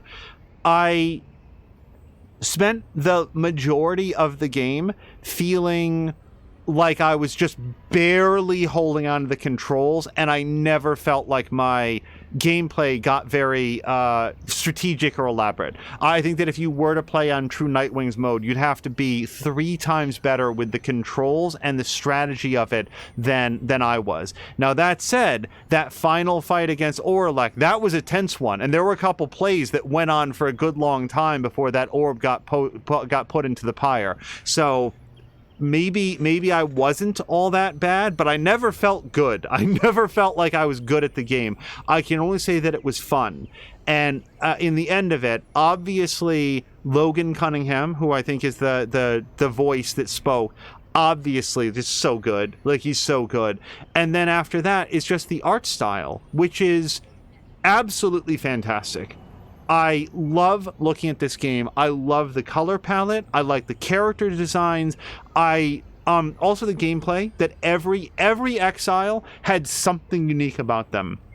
The 2 closest characters in terms of gameplay were probably Shay and Hedwyn, and even they had differences in like the way they would jump and the way they would sprint. They're close, but there actually is a difference that I'm not going to be able to enunciate very well. I think it was specifically that Shay could sort of like charge her jump, whereas Hedwyn, I think, would just jump immediately and only use up like a little bit of stamina. So there was even there some subtle differences. I don't know that I have anything else really to say. Like, I'm not good with language around artistry, so I don't know how to express what I liked about the artwork. It's just the color palette was so bright and vibrant, and it did a great job of selling when things were cold or hot. Like, just in this episode, we were playing once where the backdrop was like these burning hot lava pools, and they were just like radiant through the screen. It just looked great. So Carol Luna is giving the Jeremy. Yes, and we have to jump out for Mia's watch party because I don't want to miss it. But I did want to take that time to say something about it. Let's go ahead and hit start just in case anything else happens, but it does appear that, oops, the controller shut off. Let's get out to the main menu. And I think that is going to do it for our full playthrough of Pyre, which is, just like the timing of this episode, effectively perfect, because what it means is that it opens up a slot in our rotation to play a spooky, stressful, nightmare, scary game, which will be probably not the next stream that we do. Next up will probably be another episode of Valhalla, but then, yep, we will be moving into something, let's say, Halloween time appropriate. So we will see that. No, Sam Melander, it's not Zomboid. Although that would be a lot of fun. I am very, very bad at it. Go find somebody fun to raid, and then what we're going to do is join Mia in her Discord for the latest episode of Kyber Shards. You guys, thank you so much for joining. Thank you for the raid. Thank you to Innertooth, Moo, Caroluna, Harmonious Crow, Sam Melander, Patikan, Dan Snacks. Let me see if I can scroll up and see anybody else. I never, ever can figure out which way to... Maxine, Fox McCloud. So many people that you talk to, that I talk to, and then I, forget to say their names at the end. And Anybody else who came in and stopped by, I really appreciate it. Until next time, you guys, thank you so much, and I hope you have a great night.